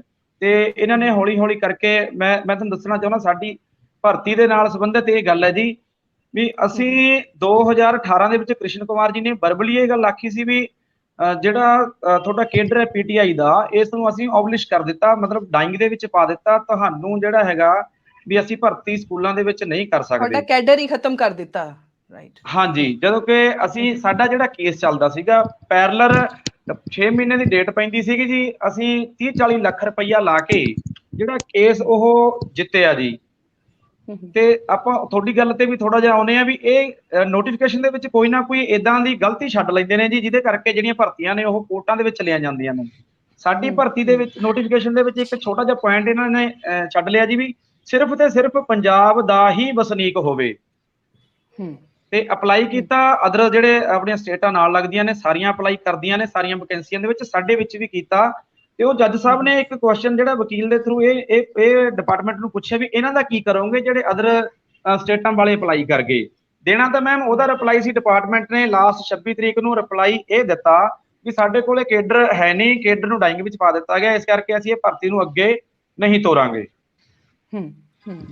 ਐਕਚੁਅਲੀ ਫਿਰ ਗੱਲ ਉੱਥੇ ਆ ਜਾਂਦੀ ਨਾ, ਸਿਆਸਤ ਦੀ ਗੱਲ ਆ ਜਾਂਦੀ ਕ੍ਰਿਸ਼ਨ ਜੀ, ਕਿ ਇੱਕ ਪਾਸੇ ਤਾਂ ਪੰਜਾਬ ਸਰਕਾਰਾਂ ਤੇ ਦਬਾਅ ਹੁੰਦਾ ਕਿ ਪੰਜਾਬ ਦੇ ਲੋਕਾਂ ਨੂੰ ਹੀ ਰੱਖਣਾ ਹੈ, ਔਰ ਦੂਸਰੀ ਪਾਸੇ ਜਦੋਂ ਬਾਹਰ ਦੇ ਲੋਕ ਆ ਜਾਂਦੇ ਨੇ ਤਾਂ ਕੋਰਟ ਕਹਿੰਦੀ ਆਪਣੇ ਸੰਵਿਧਾਨ ਦੇ ਅਕੋਰਡਿੰਗਲੀ ਕਿ ਆਪਾਂ ਵਿਤਕਰਾ ਨਹੀਂ ਕਰ ਸਕਦੇ। ਮੈਂ ਇਸ ਪ੍ਰੋਬਲਮ ਨੂੰ ਸਮਝਦੀ ਹਾਂ, ਪਰ ਤੁਹਾਡਾ ਬਹੁਤ ਵੱਡਾ ਇਲਜ਼ਾਮ ਹੈ ਕਿ ਸਰਕਾਰਾਂ ਜਾਣ ਬੁੱਝ ਕੇ ਨੋਟੀਫਿਕੇਸ਼ਨ ਦੇ ਵਿੱਚ ਛੋਟੀ ਜਿਹੀ ਪ੍ਰੋਬਲਮ ਛੱਡ ਦਿੰਦੀਆਂ ਨੇ, ਲੂਪ ਹੋਲ ਛੱਡ ਦਿੰਦੀਆਂ ਨੇ ਕਿ ਤੁਹਾਨੂੰ ਭਰਤੀ ਨਾ ਕੀਤਾ ਜਾਵੇ। ਪਰ ਫਿਰ ਆਪਣੀ ਐਜੂਕੇਸ਼ਨ ਮਾਡਲ ਦਾ ਕੀ ਹੋਏਗਾ? ਮੈਂ ਸੁਖਵਿੰਦਰ ਸਿੰਘ ਢਿਲਵਾਂ ਨੂੰ ਵੀ ਵਿੱਚ ਐਡ ਕਰਨਾ ਚਾਹੁੰਦੀ ਹਾਂ। ਸੁਖਵਿੰਦਰ ਸਿੰਘ ਜੀ, ਤੁਸੀਂ ਲੇਟ ਆਏ ਬਟ ਫਿਰ ਵੀ ਖੁਸ਼ੀ ਹੋਈ ਤੁਹਾਨੂੰ ਦੇਖ ਕੇ। ਮੈਨੂੰ ਸਿਰਫ ਤੁਸੀਂ ਇਸ ਮਸਲੇ ਦੀ, ਜਿਹੜੇ ਸਾਰੇ ਅਸੀਂ ਬੇਰੁਜ਼ਗਾਰ ਬੈਠੇ ਹਾਂ, ਜਿਹੜੇ ਬੇਰੁਜ਼ਗਾਰਾਂ ਨੂੰ ਰਿਪਰੈਜ਼ੈਂਟ ਕਰਨ ਵਾਲੇ ਲੋਕ ਬੈਠੇ ਆ, ਮੈਨੂੰ ਇਸ ਮਸਲੇ ਦੀ ਜੜ ਦੱਸੋ, ਆਪਣੇ ਸਿਸਟਮ 'ਚ ਪ੍ਰੋਬਲਮ ਕਿੱਥੇ ਹੈ? ਸਭ ਤੋਂ ਪਹਿਲੇ ਮੇਰੇ ਵੱਲੋਂ ਨਮਸਕਾਰ ਸਾਰੇ ਸਾਥੀਆਂ ਨੂੰ, ਆਪ ਜੀ ਨੂੰ, ਇਸ ਚੈਨਲ ਨਾਲ ਜੁੜੇ ਦਰਸ਼ਕਾਂ ਨੂੰ, ਸਰੋਤਿਆਂ ਨੂੰ। ਦੇਰੀ ਲਈ ਮਾਫੀ ਚਾਹੁੰਦਾ। ਅਸਲ ਦੇ ਵਿੱਚ ਮੈਮ ਸਰਕਾਰਾਂ ਦੀਆਂ ਪਾਲਿਸੀਆਂ ਇਹ ਨੇ, ਜਦੋਂ ਅਸੀਂ LPG ਦੀ ਗੱਲ ਕਰਦੇ ਹਾਂ, ਜਿਹੜੀਆਂ ਨਵੀਆਂ ਆਰਥਿਕ ਨੀਤੀਆਂ ਨੇ ਸਮੁੱਚੇ ਸੰਸਾਰ ਦੇ ਵਿੱਚ ਲਾਗੂ ਹੋਈਆਂ ਨੇ, ਜਿਹਦੇ ਤੋਂ ਅਸੀਂ ਵੀ ਪੀੜਤ ਆ ਪੰਜਾਬ ਦੇ ਵਿੱਚ, ਕਿ ਨਵੀਆਂ ਆਰਥਿਕ ਨੀਤੀਆਂ 1990 ਦੇ ਵਿੱਚ ਜਦੋਂ ਆਉਂਦੀਆਂ ਨੇ ਤਾਂ ਸਾਰੇ ਲੋਕ ਭਲਾਈ ਦੇ ਮਹਿਕਮੇ ਖਤਮ ਕੀਤੇ ਜਾ ਰਹੇ ਨੇ। ਸਾਰੇ ਲੋਕਾਂ ਦਾ ਰੁਜ਼ਗਾਰ, ਭਲਾਈ ਦੇ ਜਿਹੜੇ ਮਹਿਕਮੇ ਸੀ ਖਤਮ ਕਰਕੇ ਰੁਜ਼ਗਾਰ ਖੋਇਆ ਜਾ ਰਿਹਾ। ਸਾਰਾ ਕੁਝ ਉਹਦੇ ਹੀ ਅਸੀਂ ਚੱਲ ਰਹੇ ਹਾਂ ਕਿ ਅਸੀਂ ਰੁਜ਼ਗਾਰ ਮੰਗਦੇ ਹਾਂ, ਅਸੀਂ ਆਪਣੀਆਂ ਸੰਸਥਾਵਾਂ ਨੂੰ ਬਚਾਉਣ ਦੀ ਗੱਲ ਕਰਦੇ ਹਾਂ, ਅਸੀਂ ਨੌਕਰੀਆਂ ਮੰਗਦੇ ਹਾਂ, ਤੇ ਸਰਕਾਰਾਂ ਲਗਾਤਾਰ ਸਾਡੇ ਸਕੂਲ, ਸਾਡੇ ਵਿਦਿਅਕ ਅਦਾਰੇ, ਸਾਡੇ ਯੂਨੀਵਰਸਿਟੀਆਂ, ਉਹਨਾਂ ਦਾ ਨਿੱਜੀਕਰਨ ਕਰ ਰਹੀ ਹੈ, ਉਹਨਾਂ ਨੂੰ ਖਤਮ ਕਰ ਰਹੀ ਹੈ। ਹਰੇਕ ਸਾਲ ਸਕੂਲ ਨਵੇਂ ਖੋਲਣ ਦੀ ਬਜਾਏ ਸਕੂਲ ਬੰਦ ਹੋ ਰਹੇ ਨੇ, ਉੱਥੋਂ ਵਿਦਿਆਰਥੀ ਘਟਾਏ ਜਾ ਰਹੇ ਨੇ। ਪੰਜਾਬ ਦੇ ਯੂਥ ਨੂੰ ਵਿਦੇਸ਼ਾਂ ਵੱਲ ਜਿਹੜਾ ਬ੍ਰੇਨ ਡਰੇਨ ਕੀਤਾ ਜਾ ਰਿਹਾ ਹੈ। ਜਿੰਨੀ ਕੁ ਨੌਜਵਾਨੀ ਬੱਚੀ ਬੈਠੀ ਹੈ ਪੰਜਾਬ ਦੇ ਵਿੱਚ, ਜਦੋਂ ਕਿਤੇ ਰੁਜ਼ਗਾਰ ਮੰਗਦੀ ਹੈ ਤਾਂ ਉਹਨਾਂ ਨੂੰ ਕੱਚੇ ਰੁਜ਼ਗਾਰ ਦੇ ਕੇ ਜਾਂ ਉਹਨਾਂ ਨੂੰ ਰੁਜ਼ਗਾਰ ਦੀ ਆੜ ਵਿੱਚ ਇਸ਼ਤਿਹਾਰ ਜਾਰੀ ਕਰਕੇ ਉਹਨਾਂ ਦੇ ਵਿੱਚ ਲੂਜ ਪੋਲ ਛੱਡ ਕੇ ਅਦਾਲਤਾਂ ਦੇ ਵਿੱਚ ਲਟਕਾ ਕੇ ਉਹਨਾਂ ਦਾ ਜਿਹੜਾ ਸਮਾਂ ਵੇਸਟ ਕੀਤਾ ਜਾ ਰਿਹਾ ਹੈ। ਇਹ ਸਰਕਾਰਾਂ ਦੀਆਂ ਗਿਣੀਆਂ ਮਿਥੀਆਂ ਸਾਜ਼ਿਸ਼ਾਂ ਨੇ ਕਿ ਪੰਜਾਬ ਦੀ ਆਉਣ ਵਾਲੀ ਨੌਜਵਾਨੀ ਨੂੰ ਕਿਸੇ ਨਾ ਕਿਸੇ ਤਰੀਕੇ, ਕਦੇ ਉਹ ਬੱਚਿਆਂ ਦੇ ਰੂਪ ਦੇ ਵਿੱਚ, ਵਿਦਿਆਰਥੀਆਂ ਦੇ ਰੂਪ ਵਿੱਚ, ਕਦੇ ਮਾਪਿਆਂ ਦੇ ਰੂਪ ਵਿੱਚ ਪੰਜਾਬ ਤੋਂ ਹਿਜਰਤ ਕਰਕੇ ਪੰਜਾਬ ਨੂੰ ਖਾਲੀ ਕਰ ਦਿੱਤਾ ਜਾਵੇ, ਪੰਜਾਬ ਨੂੰ ਜਿਹੜਾ ਡੁੱਡਾ ਲੰਗੜਾ ਬਣਾ ਦਿੱਤਾ ਜਾਵੇ। ਇਹ ਬੇਰੁਜ਼ਗਾਰੀ ਦਾ ਸਾਡਾ ਆਲਮ ਹੈ। ਅਸੀਂ ਰੁਜ਼ਗਾਰ ਮੰਗਦੇ ਲੋਕ ਪਿਛਲੇ ਸਮੇਂ ਤੋਂ ਸਰਕਾਰਾਂ ਤੋਂ ਆਪਣਾ ਪ੍ਰੋਟੈਸਟ ਕਰਕੇ, ਕਦੇ ਅਸੀਂ ਸੰਗਠਿਤ ਤੌਰ ਤੇ, ਮੇਰੇ ਸਾਥੀ ਨਾਲ ਬੈਠੇ ਨੇ, ਇਕੱਠੇ ਤੌਰ ਤੇ ਅਸੀਂ ਸੰਘਰਸ਼ ਕੀਤਾ। ਪਿਛਲੇ ਸਮਿਆਂ ਦੇ ਵਿੱਚ ਕਾਂਗਰਸ ਸਰਕਾਰ ਨੇ ਘਰ ਘਰ ਰੁਜ਼ਗਾਰ ਦੀ ਗੱਲ ਕੀਤੀ ਸੀ ਕਿ ਘਰ ਘਰ ਨੌਕਰੀਆਂ ਦੇਵਾਂਗੇ। ਬਾਅਦ ਦੇ ਵਿੱਚ ਇਹ ਵਾਅਦੇ ਨੂੰ ਬਦਲਿਆ ਕਿ ਘਰ ਘਰ ਨੌਕਰੀਆਂ ਨਹੀਂ, ਘਰ ਘਰ ਰੁਜ਼ਗਾਰ ਕਿਹਾ ਸੀ। ਕੱਚੇ ਜਿਹੜੇ ਡਰਾਮੇ ਕੀਤੇ ਕਿ ਅਸੀਂ ਰੁਜ਼ਗਾਰ ਮੇਲੇ ਲਾ ਰਹੇ ਹਾਂ, ਅਸੀਂ ਉਹਨਾਂ ਦਾ ਵਿਰੋਧ ਵੀ ਕੀਤਾ ਤੇ ਪੂਰੀ ਤਰ੍ਹਾਂ ਨੌਜਵਾਨੀ ਮੈਂ ਤੁਹਾਨੂੰ ਸਭ ਨੂੰ ਇਸ ਜਗ੍ਹਾ ਤੇ ਲੈ ਕੇ ਆਉਣਾ ਚਾਹੁੰਦੀ ਹਾਂ। ਇਸ ਟਾਈਮ ਪੁਆਇੰਟ ਇਹ ਹੈ ਕਿ ਕਾਂਗਰਸ ਵੀ ਚਲੀ ਗਈ, ਅਕਾਲੀ ਦਲ ਵੀ ਚਲੇਗੀ। ਉਹਨਾਂ ਦੇ ਜਾਣ ਦੇ ਪਿਛਲਾ ਕਾਰਨ ਤੁਸੀਂ ਆ ਇੱਕ, ਕਿਉਂਕਿ ਪੰਜਾਬ ਦੇ ਹਾਲਾਤ ਮਾੜੇ ਤੁਹਾਡੇ ਤੋਂ ਦਿਖਦੇ ਸੀ। ਜਦੋਂ ਪਾਣੀ ਦੀਆਂ ਬੁਛਾੜਾਂ ਨਾਲ ਸਾਡੇ ਹੋਣਹਾਰ ਅਧਿਆਪਕਾਂ ਤੇ ਹਮਲੇ ਕੀਤੇ ਜਾਂਦੇ ਸੀ, ਤੁਹਾਡੇ ਕਰਕੇ ਉਹ ਗਏ। ਇੱਕ ਨਵੀਂ ਸਰਕਾਰ ਆਈ ਜਿਹਨਾਂ ਨੂੰ ਤੁਸੀਂ ਉਹ ਲੈ ਕੇ ਆਏ, ਤੁਹਾਡੇ ਕਰਕੇ ਆਈ। ਅੱਜ ਤੁਸੀਂ ਕੀ ਬਦਲ ਦੇਖ ਰਹੇ ਹੋ? ਨਹੀਂ ਮੈਮ, ਅਸੀਂ ਉਦੋਂ ਵੀ ਮਹਿਸੂਸ ਕੀਤਾ, ਅਸੀਂ ਉਦੋਂ ਵੀ ਇਹ ਗੱਲ ਕਹੀ ਸੀ ਲੋਕਾਂ ਨੂੰ ਕਿ ਇਸ ਗੱਲ ਦੀ ਤੁਸੀਂ ਉਮੀਦ ਛੱਡ ਦਿਓ ਕਿ ਆਉਣ ਵਾਲੀ ਸਰਕਾਰ ਕੋਈ ਬਦਲ ਨਹੀਂ ਸਕਦੀ। ਨਾਰਾ ਬਦਲ ਕੇ ਕੋਈ ਲੋਕ ਆ ਸਕਦੇ ਆ, ਇਹ ਵੀ ਉਸ ਤੋਂ ਮਾੜੀ ਨਿਕਲੂ। ਜਿਵੇਂ ਕਹਾਵਤ ਹੈ ਕਿ ਇੱਕ ਰਾਜੇ ਨੇ ਆਪਣੇ ਪਿਓ ਨੂੰ ਚੰਗਾ ਕਹਾਉਣ ਵਾਸਤੇ ਪਿਛਲੇ ਆਪਣੇ ਪਿਓ ਤੋਂ ਜ਼ਿਆਦਾ ਲੋਕਾਂ ਤੇ ਜ਼ਬਰ ਕੀਤਾ ਤੇ ਉਹਨਾਂ ਦੇ ਮਾਪਿਆਂ ਨੇ ਇਸ ਗੱਲ ਨੂੰ, ਲੋਕਾਂ ਨੇ ਗੱਲ ਮੰਨੀ ਕਿ ਇਸ ਤੋਂ ਤਾਂ ਪਿਛਲਾ ਰਾਜਾ ਚੰਗਾ ਸੀ। ਇਸ ਕਰਕੇ ਕਾਂਗਰਸ ਨੇ ਅਕਾਲੀ ਭਾਜਪਾ ਗਠਜੋੜ ਨੂੰ ਚੰਗਾ ਕਹਾਤਾ ਸੀ, ਹੁਣ ਆਮ ਨੇ ਕਾਂਗਰਸ ਨੂੰ ਚੰਗਾ ਕਹਾਤਾ। ਜਿਹੜਾ ਵੀ ਨਵਾਂ ਕੋਈ ਸਾਜ਼ਿਸ਼ ਪਾਉਂਦਾ ਕਿ ਬੇਰੁਜ਼ਗਾਰਾਂ ਦੇ ਰੁਜ਼ਗਾਰ ਦੀ ਬਜਾਏ ਉਹਨਾਂ ਤੇ ਜ਼ਬਰ ਦਾ ਹਮਲਾ ਕਰਦਾ ਹੈ। ਪਿਛਲੇ ਸਮੇਂ ਮੋਤੀ ਦਾ ਜ਼ਬਰ ਹੁੰਦਾ ਰਿਹਾ, ਮਰਿੰਡੇ ਹੁੰਦਾ ਰਿਹਾ, ਲੰਬੀ ਬਾਦਲ ਹੁੰਦਾ ਰਿਹਾ, ਤਾਂ ਹੁਣ ਤਾਜ਼ਾ ਸੰਗਰੂਰ ਦੇ ਵਿੱਚ ਹੋ ਰਿਹਾ। ਮੇਰੇ ਸਾਥੀ ਬੈਠੇ ਆ, ਪਿਛਲੇ ਦਿਨਾਂ ਦੇ ਵਿੱਚ ਭਿਆਨਕ ਅਤਿਆਚਾਰ ਇਹਨਾਂ ਤੇ ਹੋਇਆ, 13 ਤਰੀਕ ਨੂੰ ਸਾਡੇ ਤੇ ਹੋਇਆ, ਆਉਣ ਵਾਲੀ 31 ਤਰੀਕ ਨੂੰ ਫਿਰ ਅਸੀਂ ਜਾ ਰਹੇ ਹਾਂ ਆਪਣੇ ਰੁਜ਼ਗਾਰ ਵਾਸਤੇ।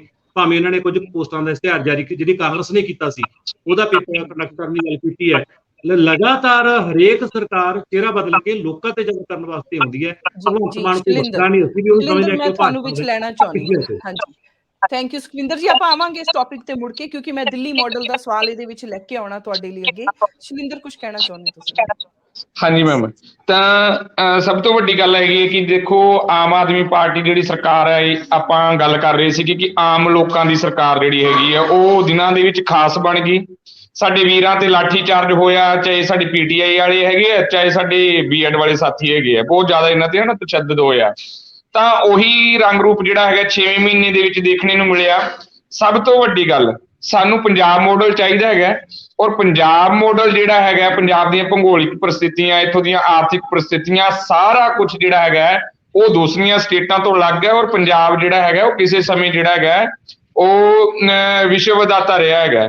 ਸੋ ਅਸੀਂ ਚਾਹੁੰਦੇ ਹਾਂ ਕਿ ਪੰਜਾਬ ਮਾਡਲ, ਪੰਜਾਬ ਦੇ ਲੋਕਾਂ ਦੇ ਜੋ ਹਾਲਾਤ ਹੈਗੇ ਆ, ਜਿਹੜੇ ਪਿਛਲੀਆਂ ਸਰਕਾਰਾਂ ਨੇ ਕਰਿਆ ਹੈਗਾ, ਲੁੱਟਿਆ, ਆਪਾਂ ਨੇ ਸਾਰਾ ਕੁਝ, ਸਾਡੇ ਬੁਲਾਰਿਆਂ ਨੇ ਵੀ ਦੱਸਿਆ ਹੈਗਾ ਕਿ ਕਿਵੇਂ ਕਿਵੇਂ ਅਲੱਗ-ਅਲੱਗ ਜਿਹੜਾ ਕਾਡਰ ਹੈਗਾ ਸਾਡਾ, ਚਾਹੇ ਪ੍ਰਾਇਮਰੀ ਵਾਲਾ ਸੀ, ਬੀਐਡ ਵਾਲਾ, ਪੀਟੀਆਈ ਹੋ ਗਏ, ਜਾਂ ਡਰਾਇੰਗ ਸਾਡੇ ਟੀਚਰ ਹੋ ਗਏ, ਜਾਂ ਕੱਚੇ ਅਧਿਆਪਕ ਹੋ ਗਏ, ਮਤਲਬ ਕਿ ਸਾਰਿਆਂ ਦਾ ਸ਼ੋਸ਼ਣ ਹੋਇਆ। ਔਰ ਹੋਰ ਵੀ ਬੜੇ ਮਸਲੇ ਜਿਹੜੇ ਹੈਗੇ ਸੀਗੇ ਪੰਜਾਬ ਦੇ। ਤਾਂ ਹੁਣ ਉਹਨਾਂ ਸਾਰੇ ਮਸਲਿਆਂ ਨੂੰ ਜਿੰਮਾ ਜਿਹੜਾ ਹੈਗਾ ਉਹ ਦੇਖੋ, ਸਾਡੇ ਮਾਨਯੋਗ ਮੁੱਖ ਮੰਤਰੀ ਪੰਜਾਬ ਜਿਹੜੇ ਹੈਗੇ ਆ, ਉਹਨਾਂ ਨੇ ਸ਼ਹੀਦ ਭਗਤ ਸਿੰਘ ਦੀ ਧਰਤੀ ਤੋਂ ਜਿਹੜਾ ਹੈਗਾ ਉਹਨਾਂ ਨੇ ਸ਼ਪਥ ਜੋ ਗ੍ਰਹਿਣ ਕਰਕੇ ਜਿਹੜਾ ਹੈ ਉਹ ਇਹ ਕੰਮ ਸ਼ੁਰੂ ਵੀ ਕਰਿਆ। ਲੇਕਿਨ ਉਹੀ ਸਾਡੀ ਜਿਹੜੀ ਭੈਣ ਜਿਹੜੀ ਮੁਹਾਲੀ ਟੈਂਕੀ ਤੇ ਸੀਗੀ, ਉਹੀ ਸਾਡੇ ਬੀਐਡ ਵਾਲੇ ਵੀਰ ਜਿਹੜੇ ਹੈਗੇ ਆ, ਜਿਹੜੇ ਪਿਛਲੇ ਸਮੇਂ ਦੇ ਵਿੱਚ ਵੀ ਸਿੰਗਲਾ ਸਾਹਿਬ ਜਦੋਂ ਐਜੂਕੇਸ਼ਨ ਮਿਨਿਸਟਰ ਸੀ, ਪ੍ਰਗਟ ਸਿੰਘ ਹੈਗੇ ਸੀਗੇ, ਉਸ ਤੋਂ ਪਹਿਲਾਂ ਅਰੁਣਾ ਚੌਧਰੀ ਹੈਗੀ ਸੀਗੀ, ਹੁਣ ਮੀਤ ਹੇਅਰ ਤੋਂ ਹਰਜੋਤ ਬੈਂਸ ਹੋ ਗਏ। ਫਰਕ ਨਹੀਂ ਫੀਲ ਹੋਇਆ ਤੁਹਾਨੂੰ? ਕੋਈ ਬਦਲਾਅ ਫੀਲ ਨਹੀਂ ਹੋਇਆ? ਮੈਂ ਸਵਾਲ ਤੁਹਾਨੂੰ ਇਹ ਪੁੱਛਣਾ ਚਾਹੁੰਦੀ ਹਾਂ ਹਰਜਿੰਦਰ ਸਿੰਘ ਜੁਨੈਰ ਜੀ, ਕਿ ਇਹ ਵੀ ਤਾਂ ਹੋ ਸਕਦਾ ਕਿ ਤੁਸੀਂ ਲੋਕ ਆਮ ਆਦਮੀ ਪਾਰਟੀ ਦੇ ਦਿੱਲੀ ਐਜੂਕੇਸ਼ਨ ਮਾਡਲ ਦੇ ਵਿੱਚ ਫਿੱਟ ਨਾ ਬੈਠਦੇ ਹੋਵੋ। ਤੁਹਾਡੀ ਪਹਿਲਾਂ ਤੁਸੀਂ ਸਵਾਲ ਕੀਤਾ ਸੀਗਾ ਕਿ ਤੁਸੀਂ ਲੋਕ ਇਹਨਾਂ ਨੂੰ, ਇਸ ਪਾਰਟੀ ਨੂੰ ਲੈ ਕੇ ਆਏ, ਇਹਨਾਂ ਜਦ ਪਹਿਲੀਆਂ ਨੂੰ ਤੁਹਾਡੇ ਕਰਕੇ ਜਾਣਾ ਪਿਆ। ਇਹ ਜਿਹੜੀਆਂ ਪਹਿਲੀਆਂ ਪਾਰਟੀਆਂ ਨੇ ਝੂਠ ਬੋਲ ਕੇ ਆਈਆਂ ਸੀਗੀਆਂ, ਵਾਅਦੇ ਜ਼ਿਆਦੇ ਕਰਕੇ ਆ ਗਈਆਂ, ਪੂਰੇ ਹੋਏ ਸੀ, ਔਰ ਆਪਣੀ ਹੀ ਕਰਤੂਤ ਕਰਕੇ ਉਹ ਚਲੀਆਂ ਗਈਆਂ। ਹੁਣ ਜਿਹੜੀ ਇਹ ਸਰਕਾਰ ਹੈਗੀ, ਦੇਖੋ ਅਸੀਂ ਤਾਂ ਆਪਦਾ ਵੋਟ ਦਾ ਅਧਿਕਾਰ ਯੂਜ਼ ਕਰਨਾ ਹੁੰਦਾ, ਉਹ ਅਸੀਂ ਕਰਦੇ ਹਾਂ। ਸਰਕਾਰਾਂ ਤਾਂ ਲੋਕ ਲੈ ਕੇ ਆਉਂਦੇ ਨੇ ਜੀ। ਜਦੋਂ ਲੋਕਾਂ ਦੀਆਂ ਆਕਾਂਖਿਆਵਾਂ ਪੂਰੀਆਂ ਨਹੀਂ ਹੁੰਦੀਆਂ ਤੇ ਉਦੋਂ ਲੋਕ ਫਿਰ ਜਿਹੜਾ ਬਦਲਾਅ ਭਾਲਦੇ ਨੇ।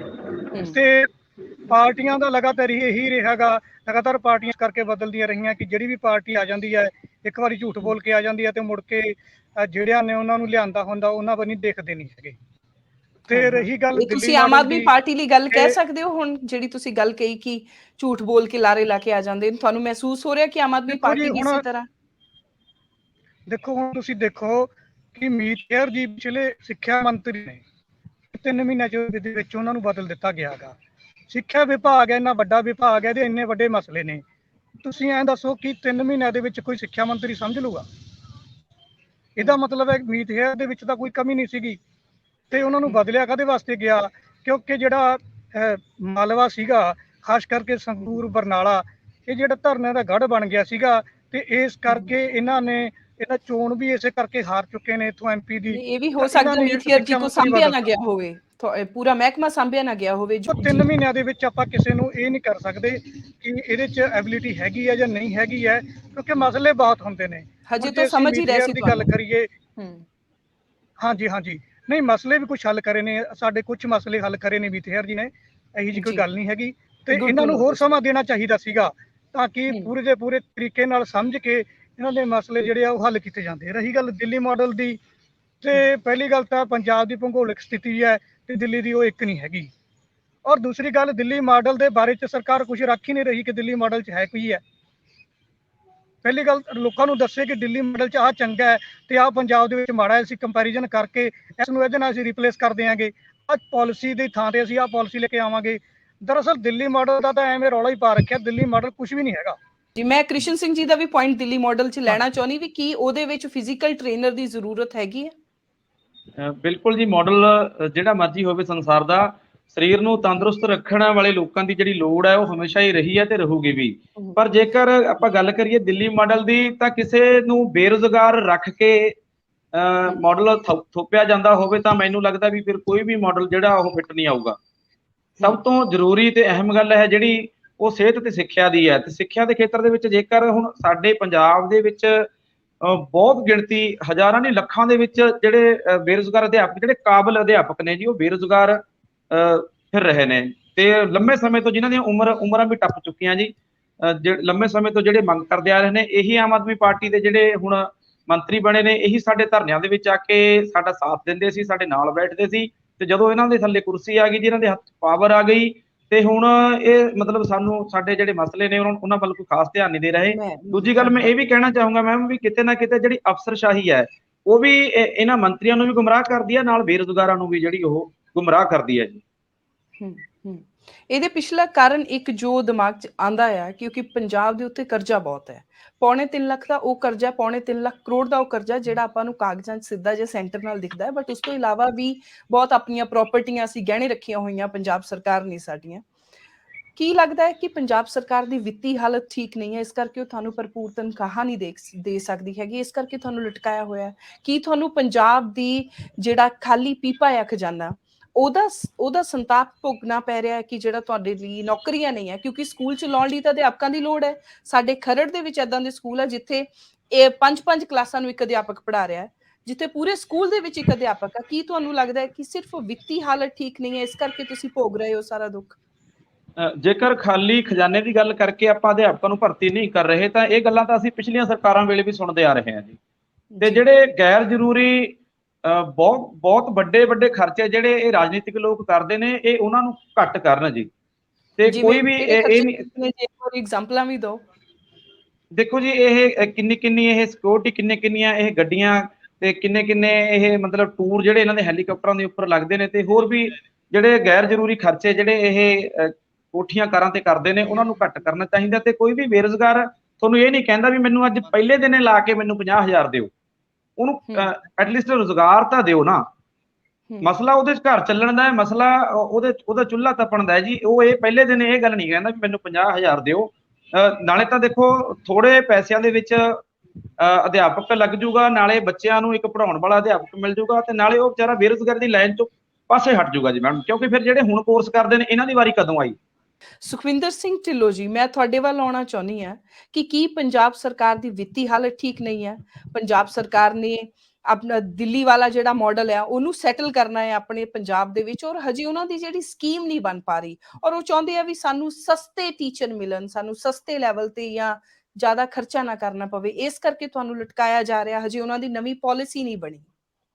ਮੈਂ ਪਹਿਲੀ ਗੱਲ ਤੇ ਅਸੀਂ ਦਿੱਲੀ ਵਾਲਾ ਮਾਡਲ ਨਹੀਂ ਚਾਹੁੰਦੇ, ਅਸੀਂ ਚਾਹੁੰਦੇ ਪੰਜਾਬ ਵਾਲਾ ਮਾਡਲ ਦੁਨੀਆ 'ਚ ਲਾਗੂ ਹੋਵੇ। ਇੱਥੇ ਸਾਡੇ ਇਨਕਲਾਬੀ ਯੋਧਿਆਂ ਦਾ ਇਤਿਹਾਸ ਹੈ, ਸਾਡਾ ਪੰਜਾਬ ਭਾਰਤ ਨੂੰ ਅਗਵਾਈ ਦਿੰਦਾ ਰਿਹਾ ਹੈ। ਇੱਥੇ ਬਾਬੇ ਸੋਹਣ ਸਿੰਘ ਭਕੜੇ ਵਰਗੇ ਨੇ। ਇਹ ਪੰਜਾਬ ਹੈ ਜਿਹੜਾ ਕਿਸੇ ਸਮੇਂ ਦਿੱਲੀ ਨੂੰ ਫਤਿਹ ਕਰਦਾ ਰਿਹਾ। ਅਸੀਂ ਚਾਹੁੰਦੇ ਹਾਂ ਕਿ ਪੰਜਾਬ ਵਾਲਾ ਮਾਡਲ ਸੰਸਾਰ 'ਚ ਲਾਗੂ ਹੋਣਾ ਚਾਹੀਦਾ ਹੈ।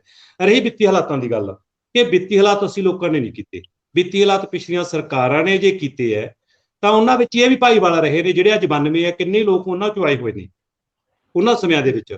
ਅਗਲੀ ਗੱਲ, ਜਦੋਂ ਇਹ ਬਣਦੇ ਨੇ, ਸੱਤਾ ਸੰਭਾਲਦੇ ਹੈ, ਤਾਂ ਇਹਨਾਂ ਨੇ ਕੰਟਰੋਲ ਕੀ ਕੀਤਾ ਹੈ? ਉਸੇ ਤਰੀਕੇ ਨਾਲ ਮਾਈਨਿੰਗ ਚੱਲ ਰਹੀ ਹੈ, ਉਸੇ ਤਰੀਕੇ ਨਾਲ Z+ ਸਿਕਿਉਰਿਟੀ ਅੱਜ ਕੇਜਰੀਵਾਲ ਨੂੰ ਪੰਜਾਬ ਵੱਲੋਂ ਖਰਚ ਕਰਕੇ ਦਿੱਤੀ ਜਾ ਰਹੀ ਹੈ। ਉਸੇ ਤਰੀਕੇ ਨਾਲ ਗੁਆਂਢੀ ਸੂਬਿਆਂ ਦੇ ਜਿਹੜੇ ਚੋਣਾਂ ਦੇ ਵਿੱਚ ਜਾ ਕੇ ਪੰਜਾਬ ਦਾ ਖਰਚਾ ਮਾਨਯੋਗ ਮੁੱਖ ਮੰਤਰੀ ਭਗਵੰਤ ਮਾਨ ਜੀ ਹੈਲੀਕਾਪਟਰਾਂ ਤੇ ਖਰਚਾ ਕਰਦੇ ਆ। ਉਸੇ ਤਰੀਕੇ ਦੇ ਨਾਲ ਗੱਡੀਆਂ ਦੇ ਵੱਡੇ ਕਾਫਲੇ ਅੱਜ CM ਨਾਲ ਨੇ ਤੇ ਇੱਥੋਂ ਦੇ ਮੰਤਰੀਆਂ ਵਿਧਾਇਕਾਂ ਦੇ ਨਾਲ ਨੇ। ਉਹਨਾਂ ਦੀਆਂ ਗੱਡੀਆਂ ਨਵੀਆਂ ਲੈ ਕੇ ਦਿੱਤੀਆਂ ਜਾ ਰਹੀਆਂ, ਸਹੂਲਤਾਂ ਵਿੱਚ ਵਾਧਾ ਕੀਤਾ ਜਾ ਰਿਹਾ। ਕੱਟ ਕਿੱਥੇ ਲਾਇਆ ਜਾ ਰਿਹਾ?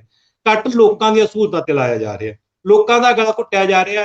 ਜੇ ਕਰਜ਼ਾ ਚੜਿਆ ਤਾਂ ਉਹ ਕਰਜ਼ਾ ਅਸੀਂ ਨਹੀਂ ਚੜਾਇਆ। ਇਹਨਾਂ ਨੂੰ ਜੇ ਇਹਨਾਂ ਨੇ ਇੱਕ ਪੈਨਸ਼ਨ ਦੀ ਗੱਲ ਕੀਤੀ ਹੈ ਕਿ ਅਸੀਂ ਇੱਕ ਪੈਨਸ਼ਨ ਦੇਣੀ ਹੈ, ਉਹਦੇ ਮੁਕਾਬਲੇ ਹੋਰ ਹਜ਼ਾਰਾਂ ਖਰਚੇ ਹੋ ਜੋ, ਹੋਰ ਲੱਖਾਂ ਖਰਚੇ ਪੰਜਾਬ ਦੇ ਵਿਧਾਇਕਾਂ ਦੇ, ਪੰਜਾਬ ਦੇ ਖਜ਼ਾਨੇ ਤੇ ਬੋਝ ਪਾਏ ਨੇ। ਵੱਡਿਆਂ ਜਿਹੜਾ ਧਾੜਾ ਖੜੀਆਂ ਕਰਕੇ ਅਫਸਰਸ਼ਾਹੀ ਨੇ ਸਾਡੇ ਤੇ ਖਰਚੇ ਪਾਏ ਜਾ ਰਹੇ ਨੇ। ਜੇ ਖਰਚੇ ਅਸੀਂ ਕੀਤੇ ਹੁੰਦੇ ਤਾਂ ਅਸੀਂ ਇਸ ਗੱਲ ਨੂੰ ਸਵੀਕਾਰ ਕਰਦੇ। ਪਿਛਲੀਆਂ ਸਰਕਾਰਾਂ ਨੇ ਜਿਨ੍ਹਾਂ ਨੇ ਖਰਚੇ ਮੰਤਰੀਆਂ ਨੇ ਵਿਧਾਇਕਾਂ ਨੇ ਇਕੱਠੇ ਕਰਕੇ ਆਪਣੇ ਘਰਾਂ 'ਚ ਰੱਖੇ ਨੇ, ਉਹਨਾਂ ਤੇ ਕੀ ਕਾਰਵਾਈਆਂ ਕੀਤੀਆਂ ਜਾ ਰਹੀਆਂ? ਸਿਰਫ ਫਾਰਮੈਲਿਟੀਆਂ ਕੀਤੀਆਂ ਜਾ ਰਹੀਆਂ ਨੇ। ਅਸੀਂ ਸਮਝਦੇ ਹਾਂ ਕਿ ਪਿਛਲੀਆਂ ਸਰਕਾਰਾਂ ਤੇ ਆਮ ਆਦਮੀ ਪਾਰਟੀ ਇੱਕੋ ਹੈ। ਅਸੀਂ ਸਮਝਦੇ ਹਾਂ ਭਾਜਪਾ ਤੇ ਆਮ ਆਦਮੀ ਪਾਰਟੀ ਇੱਕੋ ਹੈ। ਕੁਝ ਵੀ ਲੋਕਾਂ ਦੇ ਹਿੱਤ ਵਿੱਚ ਨਹੀਂ ਕੀਤਾ ਜਾ ਰਿਹਾ। ਉਹਨਾਂ ਇਹ ਇੱਕ ਜਮਾਤ ਹੈ, ਭਾਵੇਂ ਉਹ ਪਿਛਲੀਆਂ ਸਰਕਾਰਾਂ ਰਹੀਆਂ ਹੋਣ, ਭਾਵੇਂ ਹੁਣ ਵਾਲੀ ਸਰਕਾਰ ਰਹੀ ਹੋਵੇ। ਲੋਕਾਂ ਦੀ ਜਿਹੜੀ ਜਮਾਤ ਹੈ, ਜਿਹੜੇ ਬੇਰੁਜ਼ਗਾਰਾਂ ਦੀ ਜਮਾਤ ਹੈ ਪੰਜਾਬ ਦੇ, ਜਿਹੜਾ ਆਪਣੇ ਹੱਕਾਂ ਲਈ ਲੜਨ ਵਾਲੇ ਲੋਕਾਂ ਦੀ ਜਮਾਤ ਹੈ, ਉਹ ਇਹਨਾਂ ਦੀ ਦੁਸ਼ਮਣ ਹੈ। ਪਿਛਲੀਆਂ ਸਰਕਾਰਾਂ ਦੀ ਵੀ ਹੈ, ਹੁਣ ਵਾਲੀਆਂ ਸਰਕਾਰਾਂ ਦੀ ਵੀ ਹੈ। ਇਸ ਕਰਕੇ ਖਰਚੇ ਇਹਨਾਂ ਨੇ ਕੀਤੇ, ਕਰਜ਼ੇ ਅਸੀਂ ਨਹੀਂ ਚੜਾਏ, ਕਰਜ਼ੇ ਹੁਣ ਵੀ ਇਹ ਲਗਾਤਾਰ ਚੜਾ ਰਹੇ ਨੇ। ਵਿਸ਼ੇਸ਼ ਪੈਕੇਜ ਮੰਗਦੇ ਆ। ਮੈਂ ਆਖਰੀ ਸਵਾਲ ਤੁਹਾਡੇ ਸਾਰਿਆਂ ਵੱਲ ਲੈ ਕੇ ਆਉਣ ਤੋਂ ਪਹਿਲਾਂ ਦਰਸ਼ਕਾਂ ਨੂੰ ਦੱਸ ਦੇਣਾ ਚਾਹੁੰਦੀ ਹਾਂ ਕਿ ਐਜੂਕੇਸ਼ਨ ਦੇ ਉੱਤੇ ਖਰਚਾ ਨਹੀਂ ਹੁੰਦਾ, ਐਜੂਕੇਸ਼ਨ ਦੇ ਵਿੱਚ ਇਨਵੈਸਟਮੈਂਟ ਹੁੰਦੀ ਹੈ। ਸਾਡੇ ਪੰਜਾਬ ਦਾ ਭਵਿੱਖ ਇਹ ਜਿਹੜੇ ਬੱਚੇ ਸਾਡੇ ਸਰਕਾਰੀ ਸਕੂਲਾਂ 'ਚ ਪੜ੍ਹ ਰਹੇ ਨੇ ਉਹ ਤੈਅ ਕਰਨਗੇ। ਔਰ ਇਹ ਸਾਡੇ ਸਰਕਾਰੀ ਸਕੂਲਾਂ ਦੇ ਬੱਚਿਆਂ ਦੇ ਕੋਲ ਨਾ ਤਾਂ ਫਿਜ਼ੀਕਲ ਟ੍ਰੇਨਿੰਗ ਦਾ ਕੋਈ ਟੀਚਰ ਹੈ, ਨਾ ਤਾਂ ਆਰਟ ਐਂਡ ਕਰਾਫਟ ਵਾਲੇ ਆ, ਨਾ ਹੀ ਕੋਈ ਟੈਟ ਔਰ BEd ਪਾਸ ਬੱਚਿਆਂ ਟੀਚਰਾਂ ਦੀਆਂ ਸਾਮੀਆਂ ਪੂਰੀਆਂ ਨੇ। ਉਹ ਸਾਰੇ ਆਪਣੇ ਨਾਲ ਅੱਜ ਇਸ ਸਕਰੀਨ ਦੇ ਉੱਤੇ ਜੁੜ ਕੇ ਬੈਠੇ ਹੋਏ ਨੇ, ਜਿਨ੍ਹਾਂ ਨੂੰ ਉਮੀਦ ਹੈ, ਜਿਨ੍ਹਾਂ ਨੂੰ ਉਮੀਦ ਸੀਗੀ ਕਿ ਇਹ ਨਵੀਂ ਸਰਕਾਰ, ਉਹਨਾਂ ਤੋਂ ਹੁਣ ਵੀ ਉਮੀਦ ਕਾਇਮ ਹੈ ਕਿ ਇਹਨਾਂ ਨੂੰ ਬਣਦਾ ਰੋਜ਼ਗਾਰ ਵੀ ਦੇਗੀ, ਪਲੱਸ ਸਾਡੀ ਐਜੂਕੇਸ਼ਨ ਦੇ ਵਿੱਚ ਇਨਵੈਸਟਮੈਂਟ ਕਰੇਗੀ। ਔਰ ਪੰਜਾਬ ਦਾ ਮਾਡਲ ਸਾਰੇ ਪਾਸੇ ਪ੍ਰਚਲਿਤ ਹੋਏਗਾ ਇੰਡੀਆ ਦੇ ਵਿੱਚ ਕਿ ਪੰਜਾਬ ਦੀ ਐਜੂਕੇਸ਼ਨ ਸਿਸਟਮ ਬਹੁਤ ਵਧੀਆ। ਕਹਿਣ ਨੂੰ ਤਾਂ ਕੈਪਟਨ ਅਮਰਿੰਦਰ ਸਿੰਘ ਵੀ ਕਹਿੰਦੇ ਰਹੇ ਕਿ ਅਸੀਂ ਨੰਬਰ 1 ਆ। ਮੈਂ ਆਖਰੀ ਸਵਾਲ ਤੁਹਾਡੇ ਵੱਲ ਲੈ ਕੇ ਆ ਰਹੀ ਹਾਂ, ਬਿਕੋਜ਼ ਆਪਣਾ ਸਮਾਂ ਬਹੁਤ ਲੰਘ ਆਏ ਆਪਾਂ। ਸਭ ਤੋਂ ਪਹਿਲਾਂ ਕ੍ਰਿਸ਼ਨ ਜੀ ਵੱਲ ਜਾਊਂਗੀ। ਆਖਰੀ ਡਿਮਾਂਡ, ਆਖਰੀ ਮੰਗ ਕ੍ਰਿਸ਼ਨ ਜੀ ਤੁਹਾਡੀ ਕੀ ਹੈ ਪੰਜਾਬ ਸਰਕਾਰ ਕੋਲੋਂ? ਆਖਰੀ ਮੰਗ ਇਹੀ ਹੈ ਵੀ ਜਿਹੜੇ ਲੰਮੇ ਸਮੇਂ ਤੋਂ ਬੇਰੁਜ਼ਗਾਰ, ਭਾਵੇਂ ਉਹ ਕਿਸੇ ਵੀ ਜਥੇਬੰਦੀ ਦੇ ਨਾਲ ਸੰਬੰਧਿਤ ਹੋਣ, ਬੇਰੁਜ਼ਗਾਰ ਹੁੰਦਾ, ਉਹਦੀ ਕੋਈ ਸ਼੍ਰੇਣੀ ਨਹੀਂ ਹੁੰਦੀ। ਉਹਨਾਂ ਨੂੰ ਰੁਜ਼ਗਾਰ ਮੁਹੱਈਆ ਕਰਾਉਣਾ ਚਾਹੀਦਾ ਹੈ। ਸਰਕਾਰਾਂ ਨੂੰ ਆਪਣੇ ਅਫਸਰਾਂ ਨੂੰ ਨਕੇਲ ਪਾਉਣੀ ਚਾਹੀਦੀ ਹੈ, ਜਿਹਦੀਆਂ ਜਿੰਨੀਆਂ ਜਲਦੀ ਮੰਗਾਂ ਮੰਨੀਆਂ ਜਾ ਸਕਦੀਆਂ ਨੇ ਇਸ ਖੇਤਰ ਦੇ ਵਿੱਚ, ਕਿਉਂਕਿ ਇਹਦੇ ਵਿੱਚ ਇੱਕ ਦਿਨ ਬੇਰੁਜ਼ਗਾਰਾਂ ਦੀ ਉਮਰ ਦਾ ਰੋਜ਼ ਘਟ ਜਾਂਦਾ ਜੀ। ਤੇ ਇੱਕ ਬੜਾ ਐਸਾ ਆ ਜਾਂਦਾ ਜਿੱਥੇ ਉਹ ਜਾ ਕੇ ਵਿਚਾਰਾ ਕਿਸੇ ਅਸਾਮੀ ਨੂੰ ਅਪਲਾਈ ਵੀ ਨਹੀਂ ਕਰ ਸਕਦਾ। ਇਸ ਖੇਤਰ ਵੱਲ ਖਾਸ ਤੌਰ ਤੇ ਧਿਆਨ ਰੱਖਣਾ ਚਾਹੀਦਾ। ਦੂਜੀ ਗੱਲ ਇਹ ਹੈ ਵੀ ਜਿਹੜੇ ਲੋਕ ਸਿੱਖਿਆ ਤੇ ਸਿਹਤ ਦੇ ਖੇਤਰ ਨਾਲ ਜੁੜੇ ਹੋਏ ਨੇ, ਉਹਨਾਂ ਦੀ ਕੋਈ ਵੀ ਅਸਾਮੀ ਜਿਹੜੀ ਉਹ ਖਾਲੀ ਨਹੀਂ ਰਹਿਣ ਦੇਣੀ ਚਾਹੀਦੀ ਸਰਕਾਰ ਨੂੰ, ਕਿਉਂਕਿ ਇਹ ਇਹਨਾਂ ਦੀਆਂ ਨੈਤਿਕ ਤੇ ਮੁੱਢਲੀਆਂ ਜ਼ਿੰਮੇਵਾਰੀਆਂ ਨੇ ਸਿੱਖਿਆ ਤੇ ਸਿਹਤ ਦੀਆਂ, ਤੇ ਉਹ ਉਸ ਖੇਤਰ ਦੇ ਵਿੱਚ ਖਾਲੀ ਹੋਈਆਂ ਅਸਾਮੀਆਂ ਨੂੰ ਤੁਰੰਤ ਭਰ ਲੈਣਾ ਚਾਹੀਦਾ ਜੀ। ਮੈਂ ਇਹੀ ਉਮੀਦ ਕਰਦਾ, ਨਹੀਂ ਤਾਂ ਜਿਵੇਂ ਪਿਛਲੀਆਂ ਸਰਕਾਰਾਂ ਇਹਨਾਂ ਬੇਰੁਜ਼ਗਾਰਾਂ ਦੀ ਵਜ੍ਹਾ ਦੇ ਨਾਲ ਕੁਰਸੀ ਛੱਡ ਕੇ ਗਈਆਂ ਨੇ, ਤੇ ਇੱਕ ਦਿਨ ਐਸਾ ਆਊਗਾ ਵੀ ਤੁਹਾਨੂੰ ਵੀ ਕੁਰਸੀ ਤੋਂ ਲਾਂਭੇ ਕਰ ਦੇਣਾ ਇਹਨਾਂ ਬੇਰੁਜ਼ਗਾਰ ਲੋਕਾਂ ਨੇ। ਜੀ ਹਰਜਿੰਦਰ ਸਿੰਘ ਜੁਨੈਰ ਜੀ, ਤੁਸੀਂ ਇੱਕ ਵਾਰੀ ਜ਼ਰੂਰ ਆਪਣੀ ਆਖਰੀ ਮੰਗ ਇੱਥੇ ਰੱਖੋ ਤਾਂ ਕਿ ਦਰਸ਼ਕਾਂ ਨੂੰ ਵੀ ਕਲੀਅਰ ਹੋਵੇ ਕਿ ਤੁਸੀਂ ਚਾਹੁੰਦੇ ਕੀ ਆ। ਦੇਖੋ ਜੀ, ਅਸੀਂ ਜਿੰਨੀ ਜਥੇਬੰਦੀਆਂ ਸਾਰਿਆਂ ਦੀ ਇੱਕੋ ਹੀ ਮੰਗ ਹੈ ਕਿ ਜਿਹੜੀ ਭਰਤੀ ਆਈ ਹੋਈ ਹੈ, ਉਹਨਾਂ ਭਰਤੀਆਂ ਦੇ ਵਿੱਚ ਪੋਸਟਾਂ ਦਾ ਵਾਧਾ ਕਰਕੇ ਤੇ ਛੇਤੀ ਹੀ ਭਰਤੀ ਮੁਕੰਮਲ ਕੀਤੀ ਜਾਵੇ। ਔਰ ਨਾਲ ਹੀ ਮੈਂ ਗੱਲ ਕਹੂੰਗਾ ਕਿ ਬੇਰੁਜ਼ਗਾਰੀ ਦਾ ਨੰਬਰ ਬਹੁਤ ਵੱਡਾ ਹੈਗਾ। ਸਰਕਾਰ ਨੂੰ ਚਾਹੀਦਾ ਕਿ ਨਵੀਂ ਜਿਹੜਾ ਹੈਗਾ ਅਸਾਮੀਆਂ ਦੀ ਉਹ ਸਿਰਜਣਾ ਕੀਤੀ ਜਾਵੇ, ਨਵੀਆਂ ਅਸਾਮੀਆਂ ਕ੍ਰੀਏਟ ਕੀਤੀਆਂ ਜਾਣ। ਫਿਰ ਇਹਦੇ ਨਾਲ ਕੀ ਹੋਊਗਾ ਕਿ ਸਕੂਲਾਂ ਦੇ ਵਿੱਚ ਵਿਦਿਆਰਥੀਆਂ ਨੂੰ ਟੀਚਰ ਮਿਲਣਗੇ ਔਰ ਜਿਹੜੇ ਬੇਰੁਜ਼ਗਾਰਾਂ ਨੂੰ ਰੁਜ਼ਗਾਰ ਮਿਲਣਗੇ। ਸੁਖਵਿੰਦਰ ਸਿੰਘ ਜੀ, ਮੈਂ ਆਖਰੀ ਅਗਰ ਤੁਸੀਂ ਦਰਸ਼ਕਾਂ ਨੂੰ ਕੋਈ ਗੱਲ, ਪੂਰੇ ਪੰਜਾਬ ਦੀ ਜਨਤਾ ਨੂੰ, ਜਿਹੜੇ ਬਾਹਰ ਬੈਠੇ ਲੋਕ ਨੇ ਜਿਨ੍ਹਾਂ ਨੂੰ ਲੱਗਦਾ ਹੈ ਕਿ ਪੰਜਾਬ 'ਚ ਸਰਕਾਰ ਬਦਲ ਗਈ ਤਾਂ ਸਭ ਕੁਝ ਬਦਲ ਗਿਆ, ਆਖਰੀ ਚੀਜ਼ ਕੀ ਕਹਿਣਾ ਚਾਹੋਗੇ? ਕਿਉਂਕਿ ਆਪਾਂ ਬਹੁਤ ਸਮਾਂ ਲੰਘ ਆਏ ਹਾਂ, ਇੰਨਾ ਦਰਸ਼ਕਾਂ ਕੋਲ ਵੀ ਟਾਈਮ ਨਹੀਂ ਹੁੰਦਾ ਦੇਖਣ ਦੇ ਲਈ, ਪਰ ਮੈਂ ਫਿਰ ਵੀ ਰਿਕੁਐਸਟ ਕਰਾਂਗਾ ਕਿ ਤੁਹਾਡੇ ਦੁੱਖਾਂ ਨੂੰ, ਤੁਹਾਡੇ ਦਰਦਾਂ ਨੂੰ ਲੋਕ ਸਮਝਣ ਕਿ ਸਾਡੀ ਐਜੂਕੇਸ਼ਨ ਦਾ ਇਹ ਸਤਰ ਹੈ ਕਿ ਸਾਡੇ ਟੀਚਰ ਧੱਕੇ ਖਾ ਰਹੇ ਨੇ ਜਿਨ੍ਹਾਂ ਨੇ ਸਾਡਾ ਭਵਿੱਖ ਤੈਅ ਕਰਨਾ। ਆਖਰੀ ਮੰਗ, ਆਖਰੀ ਡਿਮਾਂਡ ਲੋਕਾਂ ਤੋਂ, ਸਰਕਾਰ ਤੋਂ। ਸਾਡਾ ਸੰਵਿਧਾਨ ਵੀ ਮੈਡਮ ਇਹ ਗੱਲ ਆਖਦਾ ਹੈ, ਸਾਡਾ ਪੰਜਾਬ ਦਾ ਵਿਰਸਾ ਵੀ ਤੇ ਸਿੱਖ ਧਰਮ ਵੀ, ਕਿ ਬਰਾਬਰਤਾ ਦਾ ਅਧਿਕਾਰ ਹੋਣਾ ਚਾਹੀਦਾ ਹੈ। ਸਾਡੇ ਪੰਜਾਬ ਦੇ ਵਿੱਚ ਸਾਰੇ ਲੋਕਾਂ ਵਾਸਤੇ ਸਿਹਤ ਅਤੇ ਸਿੱਖਿਆ ਸਹੂਲਤਾਂ ਬਰਾਬਰ ਹੋਣ, ਲੈ ਕੇ ਪਿੰਡ ਦੇ ਚੌਕੀਦਾਰ ਤੋਂ ਭਾਰਤ ਦੇ PM ਤੱਕ, CM ਤੱਕ ਸਾਰਿਆਂ ਦੇ ਬੱਚੇ ਸਰਕਾਰੀ ਸਕੂਲਾਂ 'ਚ ਪੜ੍ਹਨ, ਇਲਾਜ ਸਰਕਾਰੀ ਸਕੂਲਾਂ 'ਚ, ਸਰਕਾਰੀ ਹਸਪਤਾਲਾਂ ਦੇ ਵਿੱਚ ਹੋਵੇ। ਬਰਾਬਰ ਦੀ ਜਦੋਂ ਸਹੂਲਤਾਂ ਦਿੱਤੀਆਂ ਜਾਣਗੀਆਂ ਤਾਂ ਕੋਈ ਵੀ ਉੱਚਾ ਨੀਵਾਂ ਨਹੀਂ ਹੋਊਗਾ, ਪੰਜਾਬ ਸਾਡਾ ਤਰੱਕੀ ਕਰੂਗਾ। ਜਿਹੜੀਆਂ ਨੀਤੀਆਂ, ਜਿਹੜੇ ਵਾਅਦੇ, ਜਿਹੜੇ ਚੋਣ ਵਾਅਦੇ ਸਰਕਾਰ ਨੇ ਕੀਤੇ ਸੀ ਆਮ ਆਦਮੀ ਪਾਰਟੀ ਨੇ, ਉਹਨਾਂ ਨੂੰ ਜਲਦੀ ਤੋਂ ਜਲਦੀ ਪੂਰਾ ਕੀਤਾ ਜਾਵੇ। ਸਿੱਖਿਆ ਮਹਿਕਮੇ ਦੇ ਵਿੱਚ ਖਾਸ ਕਰਕੇ ਸਾਡੇ ਆਪ ਦੀ ਕਾਡਰ ਦੀ ਗੱਲ ਕਰਾਂ ਕਿ ਟੈਟ ਪਾਸ ਬੇਰੁਜ਼ਗਾਰ BEd ਅਧਿਆਪਕ 40,000 ਦੇ ਕਰੀਬ ਅਸਾਮੀਆਂ ਪੰਜਾਬ ਦੇ ਵਿੱਚ ਬੇਰੁਜ਼ਗਾਰ ਨੇ, 30,000 ਦੇ ਕਰੀਬ ਅਸਾਮੀਆਂ ਨੇ, 4300 ਅਸਾਮੀਆਂ ਪਿਛਲੀ ਸਰਕਾਰ ਨੇ ਕੱਢੀਆਂ ਸੀ। ਉਹਨਾਂ ਦੀ ਭਰਤੀ ਪ੍ਰਕਿਰਿਆ ਹੁਣ ਸ਼ੁਰੂ ਕੀਤੀ ਹੈ, ਜਦ ਕਿ ਵਾਅਦਾ ਕੀਤਾ ਸੀ ਕਿ ਸਮਾਜਿਕ ਸਿੱਖਿਆ ਹਿੰਦੀ ਪੰਜਾਬੀ ਦੀਆਂ ਪੋਸਟਾਂ, ਜਿਹੜਾ ਕਿ ਸਾਡੀ ਪੰਜਾਬੀ ਦੀ ਮਾਤ ਭਾਸ਼ਾ ਦੀ ਗੱਲ ਹੈ, ਪਿਛਲੇ ਸਮੇਂ ਵਿਦਿਆਰਥੀ ਵੱਡੀ ਗਿਣਤੀ ਦੇ ਵਿੱਚ ਫੇਲ ਹੋਏ ਨੇ ਪੰਜਾਬੀ ਦੇ ਵਿੱਚੋਂ। ਇਹਨਾਂ ਸਾਰੀਆਂ ਅਸਾਮੀਆਂ ਵਿੱਚ ਵਾਧਾ ਕਰਕੇ ਫੇਰ ਪੇਪਰ ਲੈਣਾ ਬਣਦਾ, ਪੰਜਾਬ ਦੇ ਬੇਰੁਜ਼ਗਾਰ ਅਧਿਆਪਕਾਂ ਨੂੰ ਰੁਜ਼ਗਾਰ ਦਿੱਤਾ ਜਾਵੇ ਤਾਂ ਹਰੇਕ ਸਾਡੇ ਲੋੜਵੰਦ ਪਰਿਵਾਰਾਂ ਦੇ, ਦਲਿਤਾਂ, ਮਜ਼ਦੂਰਾਂ ਦੇ ਬੱਚਿਆਂ ਨੂੰ ਜਦੋਂ ਅਧਿਆਪਕ ਮਿਲਣਗੇ ਸਾਡਾ ਪੰਜਾਬ ਤਰੱਕੀ ਕਰੂਗਾ। ਸਰਕਾਰ ਨੂੰ ਇਸ ਗੱਲ ਤੇ ਫੌਰੀ ਧਿਆਨ ਦੇਣਾ ਚਾਹੀਦਾ ਹੈ। ਨਹੀਂ, ਚੇਤਾਵਨੀ ਹੈ ਕਿ ਜਿਵੇਂ 100 ਦਿਨ ਦੇ ਵਿੱਚ ਜਿਮਨੀ ਚੋਣ 'ਚ ਸਰਕਾਰ ਨੇ ਖਮਿਆਜਾ ਭੁਗਤਿਆ, ਤਾਂ 2024 ਵੀ ਨੇੜੇ ਆ, 2027 ਵੀ ਨੇੜੇ ਆ।